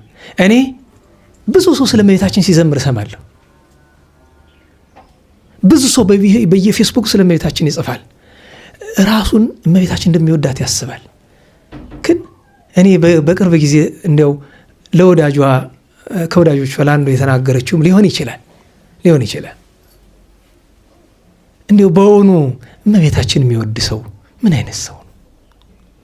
እመቤታችን እንዲያው መውደዱ ይቆይና እናውቃታለን። ምንድነው የሚያስደስታት እመቤታችን? ምንድነው የምትፈልግ? ስብከት ያስደስታታል ይመስልሃል? ምንድነው የሚያስደስታት እመቤታችን? የሚገርማችሁ ነገር በዚህ ዘመን ለምሳሌ መሀል ሀገር ስትሄዱ ታምረ ማርያም የሚያነቡ ሰዎችን ልብ ብላችሁ ተመልከቷቸው። ታምረ ማርያም ቢዝነስ ነው ሆኗል በዚህ ዘመን። በጣም የሚያሳዝናችሁ ብዙ ጊዜ አይታችሁ ከሆነ አሁን ታምረ ማርያም የሚያነበው መነኮሳት ናቸው። ሌላ ምንም እኛም መጥቶ የነበረውን ሰውዬ አስተውላችሁ ታዲያ ምንም ስራ የለውም። ሄዱ ምን ላይ ነው የሚያርፍ? ታምረ ማርያም ላይ። ለምን ይመስላችኋል? ማጭበርበሪያ መንገድ ሆኗል። እመቤታችን እንደሚወድ ማስመሰል የዚህ ዘመን ትልቁ ችግራችን ነው። ደጋግሜ ነግሬያችኋለሁ። እኛ እመቤታችን ድንግል ማርያም ተወደናለች። ይህን እርግጠኛ 100% እኛ ነው የማውቃችሁ። አጥለንም ምንም ሆነን፣ ነገር ግን እኛ ለፍቅሯ የሚገባ ነገር ግን አላደረግም። ለምን? ያወቅናት አይመስለኝም። አላወቅናትም። ምክንያቱም እሷን ስናውቃት ፈቃዷ የልጇን ፈቃድ አብረን እናውቃለን። እመቤታችን ማስደሰት የሚቻል አታስታውሱም? በዮሐንስ ወንጌል ምዕራፍ 2 ቁጥር 5 ላይ ቃና ዘገሊላ ላይ ኩሎ ዘይቤክሙ ግበሩ የሚላችሁን ሁሉ አድርጉ ነው። ቅዱሳንን አውቀናቸው ይሆን? ስለ ቅዱሳን ብዙ የሚተርክ እኔን ጨምሮ አለን። እናውቃቸው ይሆን? ይገባናል የቅዱሳን ነገር? አሁን አንጃ ግራንጃ ወዴት ታውቀኛለህ ብለው ይናገሩናል? አይደለም። አስታኮ ለመናገር ያክል ነው የምላቸው። እናውቃቸው ይሆን ነው ወይስ መሸቀጫ እያደረግናቸው ይሆን? ለፍቅራቸው ተገዝተናል? ምን እንደሚያስደስታቸው አውቀናል? እና መጨረሻ ግን የዚህ ዘመን የውዳሴ ከንቱ ትብትብ ብዙ ስለሆነ እንዲያው ሰዎች ስም ሲሰጡን በዚህ ዘመን ስም አለ አይደል? መጋቤ እንትና ምናምን ሲባል ጳጳሱ እገሌ ብያለሁ ሲባል መልሶ ምንድን ነው መሆን ያለበት? ወዴት አውቀኝ ነው ይሄን ስም መሰጠኝ? ሴት ሁሉ ማድረግ አላቸው አሉ ምናምን መጋቢተ ምናምን ይሉ አለ። እና ራሳችንን አውቀን ሰዎች ስለኛ በጎ ሲናገሩ ቀላሉ ነገር በጎ ከሆነ የተናገሩ አረ ታውቀኛለህ። ምክንያቱም ለምን መሰላችሁ? ለምሳሌ እኔ ምጽዋት ስሰጥ አንድ ሰው አየኝ ይለብል፣ አይ ይሄ ሰው ምጽዋት ይወዳል፣ ይህ ታውቆኝ ልቤ ምን እንደሆነ ለምን እንደሰጠው ምን አውቋል? ለክፋት የሚመጸውት ሰው አለ እኮ በነገራችሁ ላይ እናውቃለን። ለክፋት የሚመጸውት አለ። አሁን ሰው አይገባው እንዴት ለክፋት የሚመጸውታል ይላል። እንዴ የግለሰቡን ትቼ በድርጅት ላስረዳችሁ። የሴድ ምናምን የሚባለው አይደለም። ድርጅቶች ምጽዋት ይሰጣሉ አይሰጡም? ንገሩኝ። ለጽድቅ ነው ለክፋት ነው? ለክፋት ነው። ምጽዋቱ ተሰጥቶ ለሚበሉት ሰው ጠቅሟል? አዎ። ለዚያ ነው መስጠታቸውን አንቃወሙ። ከጀርባ ግን አገር የሚያጠፋ በጣም ቆሻሻ ክፋት ይዘው ያንን የሚያደርጉት እንጂ እኛ አሳዝነናቸው አይደለም። እና ዋናው እንድናየው የፈለኩት ነገር የቅዱስ ናትናኤልን ሁለት ነገር ነው። ትሕትናውንም ሁለተኛ ነገር ውዳሴ ከንቱን አለመቀበሉንም እንድናይ ነው። እና ምስጋና እንውደድ። እንኳን ዛሬ እኮ የመድረኩ በሽታ እኮ ወደታችሁ ወርዶ ታውቃላችሁ አይደል? ይሄ ምዕመኑ የሚማረው የገሌን ትምህርት አትስሙረ ታውቆ የለ አንዳንዶቻችሁ ይላችሁ አይደል? እዛ ጉባኤ ልትሰደቡ ነው የምትሄዱ ነው ይባላል። አስቡት። አሁን ምኑ ነው ስድብ? ተግሳጹ ነው ስድብ የሚሉት። አስቡት። ታዲያ አንድ ክርስቲያን ተግሳጽ ቀፈራ እንዴት ብሎ ይሆናል? አባ ሚሳኤልን አቡነ ኪሮስ ምንድን ያለው? ወልዴ የታስተአጽብ ተግሳጽ እግዚአብሔር፣ የእግዚአብሔርን ተግሳጽ ቸል አትበል። አስቡት። በበረሃ ያለ ሰው 20 ዓመት በደዌ የተሰቃየ 5 ዓመት በገድል ኖረ። ምን አለው? አባ በብኑዳን አታስታውሱም? አባ በብኑዳ ቅዱስ ሚካኤል ያመጣለትን ሰማያዊ ህብስት ለአንድ አላፊ አግዳሚ መነኩሴ እንግዳ ነው ብሎ ምጽዋት ሰጠው ብሎ በዛ ምክንያት አልተቀጣም? አንበሳ እምሽክ አድርጎ አልበለው ነና ዋላችሁ? እግረ መንገዱን ቃል ኪዳን ለሚማጸኑበት ተቀብሏል። አቡነ ኪሮስ ዕድሜ ልካቸውን በፍርሃት የኖሩ ለምንድን ነው? አንድ ቀን 3 ጻድቃን መጥቶ ወደሳቸው ቅዱስ ሚካኤል ህብስት አውርዶላቸዋል። እንዳይሰጧቸው ምን አሉ? አባታቸው ጌታዬ ኢየሱስ ክርስቶስ እንግዶች መጡ፣ እኔ ማበላቸው የለኝም፣ ሄጄ ያለውን ብሰጣ ደግሞ እንደ አባቴ አንበሳ ይበላኛል አውቀዋለሁ። በግልጽ ቃል በቃል ነው ያሉ። ምን ላደርጋል? ቅዱስ ሚካኤል መጣ፣ ዳንተ ያሉ ናቸው፣ ይህን ስጣቸው ፈንታቸው ብሎ የራሳቸውን ፈንታ አመጣለት። ያንን በል ጠዋት ቢሄድ አለ ቁጭ ብሎ አባቶቼ ሳትበሉ አላቸው። ኧረ በልተነዋል፣ ተመልሶ እንዲሆነ ነው። በሉ ሰዱት አላቸው። ወሰዱት። 12 ዓመት ተመገቡት፣ አረፉ። እነሱ ሲያርፉ አቡነ ኪሮስ ታወቀው። ቢያይ ህብስቱ አሁንም አለ። እንዴት ነው አለ። መልአኩን ጠርቶ እግዚአብሔር ይህ ደግሞ በበረሃ ላሉ ስጣቸው ሰማያዊ ህብስት ተመግበው በሚቀጥለው ቀን ያው አንድ ቀን አቡነ ኪሮስ በጎዳና ሳሉ አንድ ሰው እንግድነት ይጠይቃቸዋል። ያሳድሩኝ ብሎ ይላቸዋል። እምነትህ ምንድን ነው? ክርስቲያን ነኝ። በአብ በወልድ በመንፈስ ቅዱስ ታምናለህ? አዎ አምናለሁ። በል አብ ወልድ መንፈስ ቅዱስ በል አለ። አሐዱ አምላክ አንድ አምላክ በል አለ። ከእመቤታችን ድንግል ማርያም ክርስቶስ መወለዱን አምናለሁ አለ። ሲያናዙት ቆይቶ ቢያዩት እጁ ላይ ችንካሩ ምልክቱ አለ። ባለቤቱ ነው ራሱ ጌታችን ነው እንደዚህ የሚያናዙት። ደንግጠው ይቅር በለኝ ሲሉ ደግ አደረክ። እንደዚህ ነው ማድረግ ያለብህ። እንግዳ ተቀበል፣ ግን መርምረህ ተቀበል። አባትህን ለአንበሳ ያዳረገው ሳይመረምር ተቀብሎ ነው። አየህ፣ እንግዳ ተቀበል፣ ግን መርምረህ ተቀበል። አላ የተቀበልከው እንግዳ ጉድ ቢያደርግህ ገብቶ ቤት ትቸገራለህ፣ ታማራለህ። እንግዳ ተቀብዬ እንዲያረከኝ ትላለህ። መጠንቀቅ እና ተግሳጽ እግዚአብሔር መልካም ነገር ነው እና ራሳችንን ምስጋና ከመውደድ ለማጠብ ልምምድ ማድረግ። ለምሳሌ ዕለቱን ተዘጋጅታችሁ ትወጣላችሁ። ዝግጁ ዛሬ እስኪ የሚሰድበኝም ሰው ካለ ምንም የሚለኝም ሰው ካለ እስኪ ለመታገስ ልሞክር አለ። ላይገጥም ይችላል። ከገጠመህ ጥሩ ነው። ወይ ሰደበ የሆነ ነገር አለ አይደለም፣ ቀላል ነው፣ ይነዳል፣ ይታወቃል።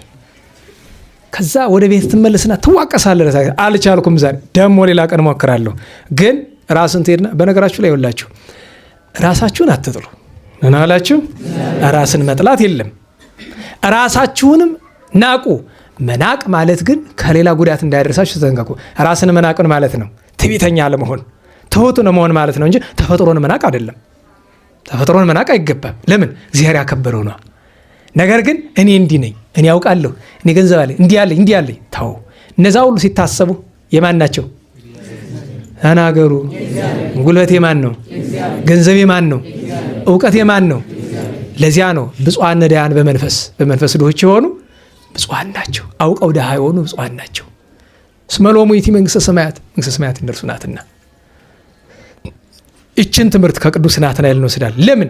ገና ወንጌል አልተማረም እኮ በነገራቸው ላይ ገና በኦሪት ነው ያለ። ገና የክርስቶስ ደቀ መዝሙር አልሆነም።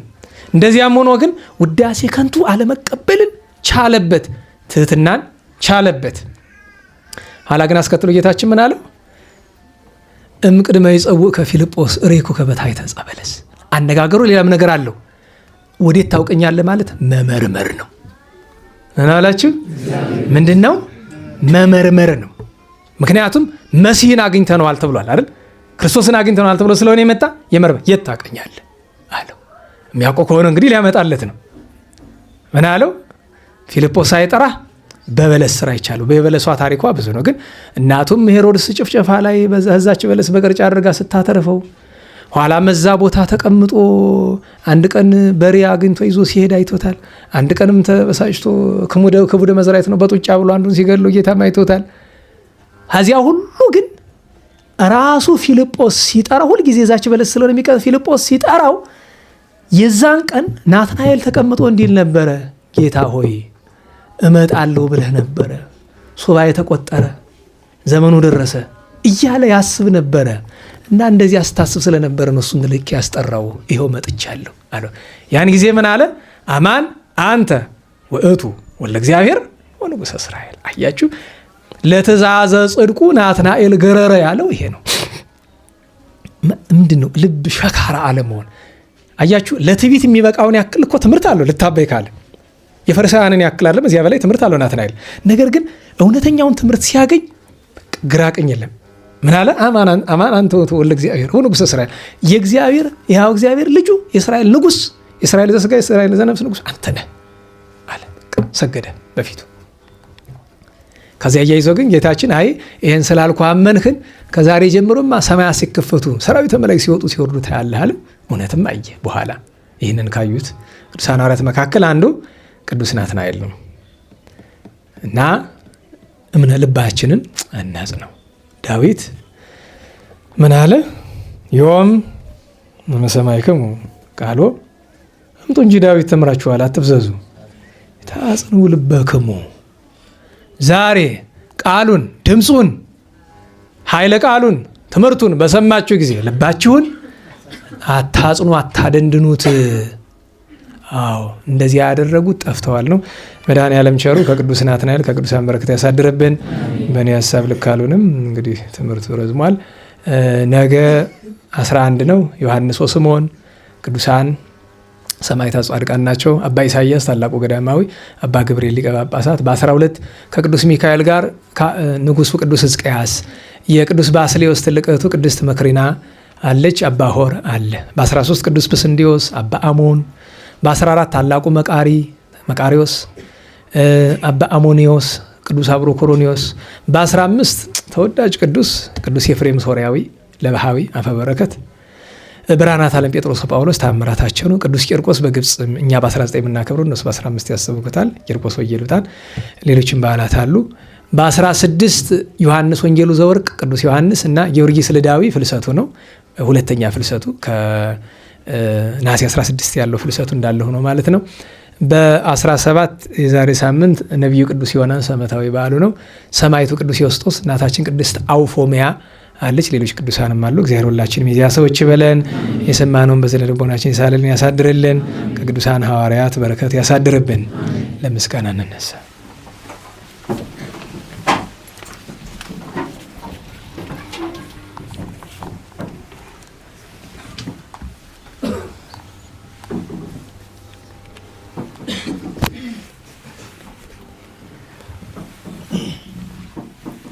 አድኅነነ ሕዝበከ ወባርከነ ርስተከ ሀበነ ኃይለ ወመዊዓ ለአግብርቲከ ለእለ ነጽየው ስመከ እቀበነ ወሉደ ሕዝብከ ወእጽረነ በኃይለ መላእክትከ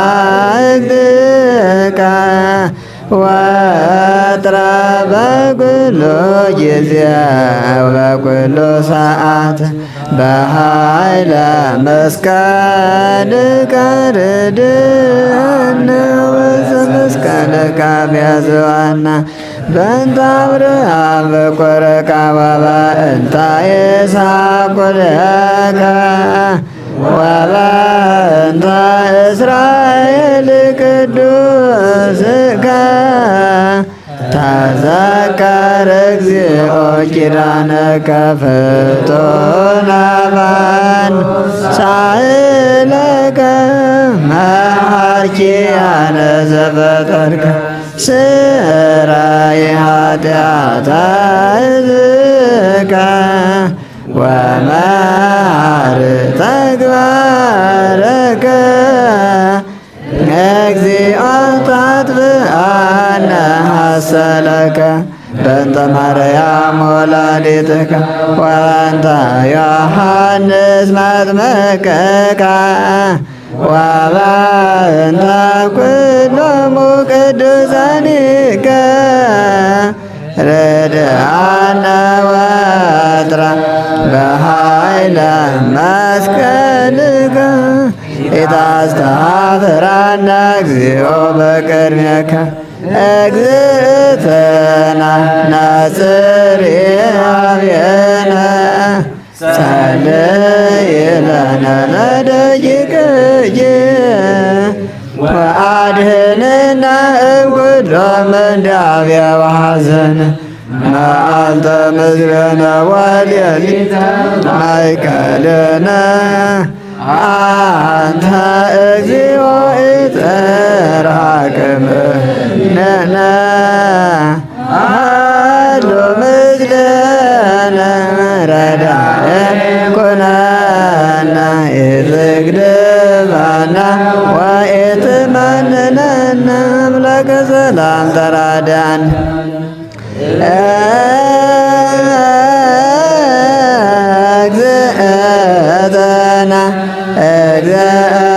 እግዝእትነ ናጽርያብየነ ሰላም ወልድኪ ያሃሉ ምስሌነ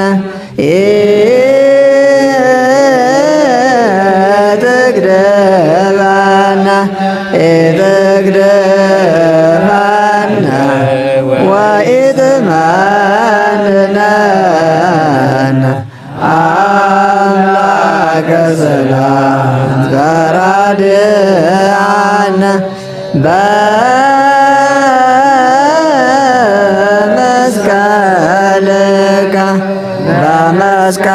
በመስቀልከ ባርከነ መርቆሬዎስ አበኩልነ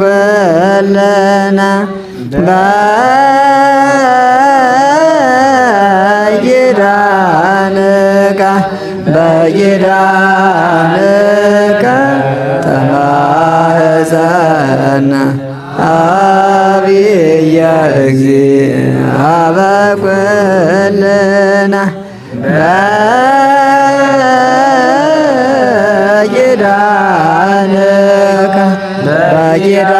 በኪዳንከ ተማኅፀነ ዕፀ መስቀል ሞገሰ ኩልነ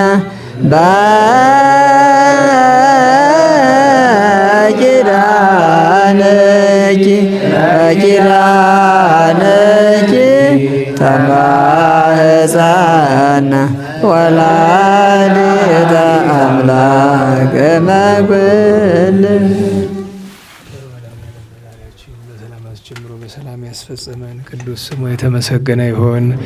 ሀገራችንን ቤተክርስቲያንን ከመከራው ይሰውርልን። ከታዘዘ መቅሰፍት፣ ከነደደ እሳት፣ ከዕለት ኪት፣ ከዘመነ መንሱት፣ ከግራ ቁመት ያድነ። ዝናሙን ለምህረት ጠሉ ለበረከት ያደርግልን። ተረፈ ዘመኑን ወራ ክረምቱን ይባርክልን። የእመቤታችን ጣዕሟን ፍቅሯን የቅዱሳንን በረከት ያሳድርብን። የሞቱ ወገኖቻችን ነፍሳቸውን ያጸድቅልን። የታመሙ አስቡን አትርሱ የሚሉ ወገኖቻችን ሁሉ በይቅርታው ያስብልን። ሰላም በዋለን ቸርነቱ ሰላም ያሳድረን። አቡነ ዘበሰማያት እንበል። ይትቀደስ ስምከ ትምጻእ መንግሥትከ ወይኩን ፈቃድከ በከመ በሰማይ ከማሁ በምድር ሲሳየነ ዘለለ ዕለትነ ህድግ ለነ አበሳነ ወጌጋየነ ከመ ንሕነኒ ንህድግ ለዘአበሰ ለነ ኢታብአነ እግዚኦ ውስተ መንሱት አላድነን ወባልሐነም ኩሉ ኩይስ መዚአከ ይእቲ መንግሥት ኃይል ወስብሐት በሰላመ ቅዱስ ገብርኤል መልአክ ኦ እግዝእትየ ማርያም ሰላም ለኪ ድንግል በኅሊናኪ ወድንግል በሥጋኪ እምእግዚአብሔር ጸባኦት ሰላም ለኪ ቡርክት አንቲ እምአንስት ወቡሩክ ፍሬ ከርሥኪ ተፈሥሒ ፍሥሕት ኦ ምልዕተ ጸጋ እግዚአብሔር ምስሌኪ ሰአሊ ወጸልዪ ለነ ምሕረተ በፍቅር ሁሉኪ ኢየሱስ ክርስቶስ ከመ ይስረይ ለነ ኃጣውኢነ ተማኅፀነ ብኪ ስብሐት ለአብ ስብሐት ለወልድ ስብሐት ለመንፈስ ቅዱስ ይእዜኒ ወዘልፈኒ ወለዓለመ ዓለም። ቸሩ መድኃኔ ዓለም የተመሰገነ ይሁን። ሁለት አጭር መልእክት። አንደኛ ፍትሐ ነገሥት ቅዳሜ ኮርስ እንደሚሰጥ ታውቃላችሁ። አንደኛ ነገ ያው ሁላችሁ ተገኝታችሁ እንድትማሩ፣ ሁለተኛ ነገር ግን እሁድም ስለተጨመረ ቅዳሜና እሁድ ሁለቱም የተመቸ ነው፣ እሁድ በተለይ። ስለዚህ ቅዳሜና እሁድ የፍትሐ ነገሥት ኮርስ ውሰዱ፣ ተማሩ፣ ስርዓተ ቤተክርስቲያን ህገ ቤተክርስቲያንን እወቁ እንላለን። ሁለተኛው ምህላውንም እንሳተፍ። በነገራችሁ ላይ ዛሬ ምህላ ከጀመርነ 7 ዓመት ሞልቶ 8ኛ ጀመርነ እና በሐምሌ ወር በሁለተኛ ሳምንት ነው ቋሚው ማለት ነው እንጂ ማህበሩ ከተመሰረተ ጀምሮ የአርባ ምህላ ነበረ። ግን ቋሚው ማለት ነው። በእውነቱ ለነዚህ ሁሉ ዘመናት ያቆየን ቸር መድኃኔዓለም የተመሰገነ ይሁን። የነበሩ የወጡ የጠፉ ብዙ ናቸው። በቸርነቱ ይመልስልን። በያሉበት እኛንም ባለንበት በቸርነቱ ያጽናን። እንቅፋት ሳይመታን፣ እሾህ ሳይወጋን፣ ኃጢአት ሳይሰለጥንብን፣ በደልም ሳይገዛን የብርሃን መላእክት በፊት በኋላ በቀኝ በግራ እየጠበቁን ቸር መድኃኔዓለም ለጊዜ ወደ የቤታችን ለፍጻሜው ተስፋ ወደምናደርጋት መንግሥተ ሰማያት ከተከፈተች ገነት ከተነጠፈች ረፍት ከአባቶቻችን እርስ ሁላችን በሰላም ያደርሰን። በ15 ውዳሴ ማርያም ሙሉውን ሳትደግሙ እንዳትሉ መምህሮቻችን ሐምሌ 15 ቀን 2 ጊዜ ነበር ውዳሴ ማርያም የ7ቱን ቀን የሚደግሙት። በነገ ያደረሱት እንደገና በሰርክ ደግሞ 7ቱን ይደግሙታል። በረከት ነው የቅዱስ ኤፍሬም እና እንዲያውም እንደ ትርጓሜ ውዳሴ በሰኑይ ውዳሴ ሰዞንይ ውዳሴ አለ እግዝእትነ ማርያም ድንግል ወላዲተ አምላክ ዘይትነበብ በዕለተ ሰኑይ ይላሉ። ለትርጓሜው አይደለም እኮ በጥሬ ዘር ነው። እንደገና ማክሰኞ ሲደርስ ውዳሴ በሰሉስ ውዳሴ ዘሰሉስ ውዳሴ አለ እግዝእትነ ማርያም ድንግል ወላዲተ አምላክ ዘይትነበብ በዕለተ ሰሉስ እና ደግሞ ምን ይጨምራሉ? ዘደረሰ በመንፈስ ቅዱስ አባ ኤፍሬም ሶርያዊ ወለባዊ አፈ በረከት እያሉ ሰው ግን ይረዝማል ብሎ ይሰጋል። ለአንድ ቀን ነው ምን አይልም። እና ውዳሴ ማርያም የዚያን ቀን 7 ቀን ነው መድገም እንዲሁ የቀረጥ የዕለት የሚደግም ብሶ ስላለ ብዬ ነው። ስብሐት ለእግዚአብሔር ልዑል ወለወላዲቱ ድንግል ወለመስቀሉ ክቡር ዕፀ ኃይል አሜን።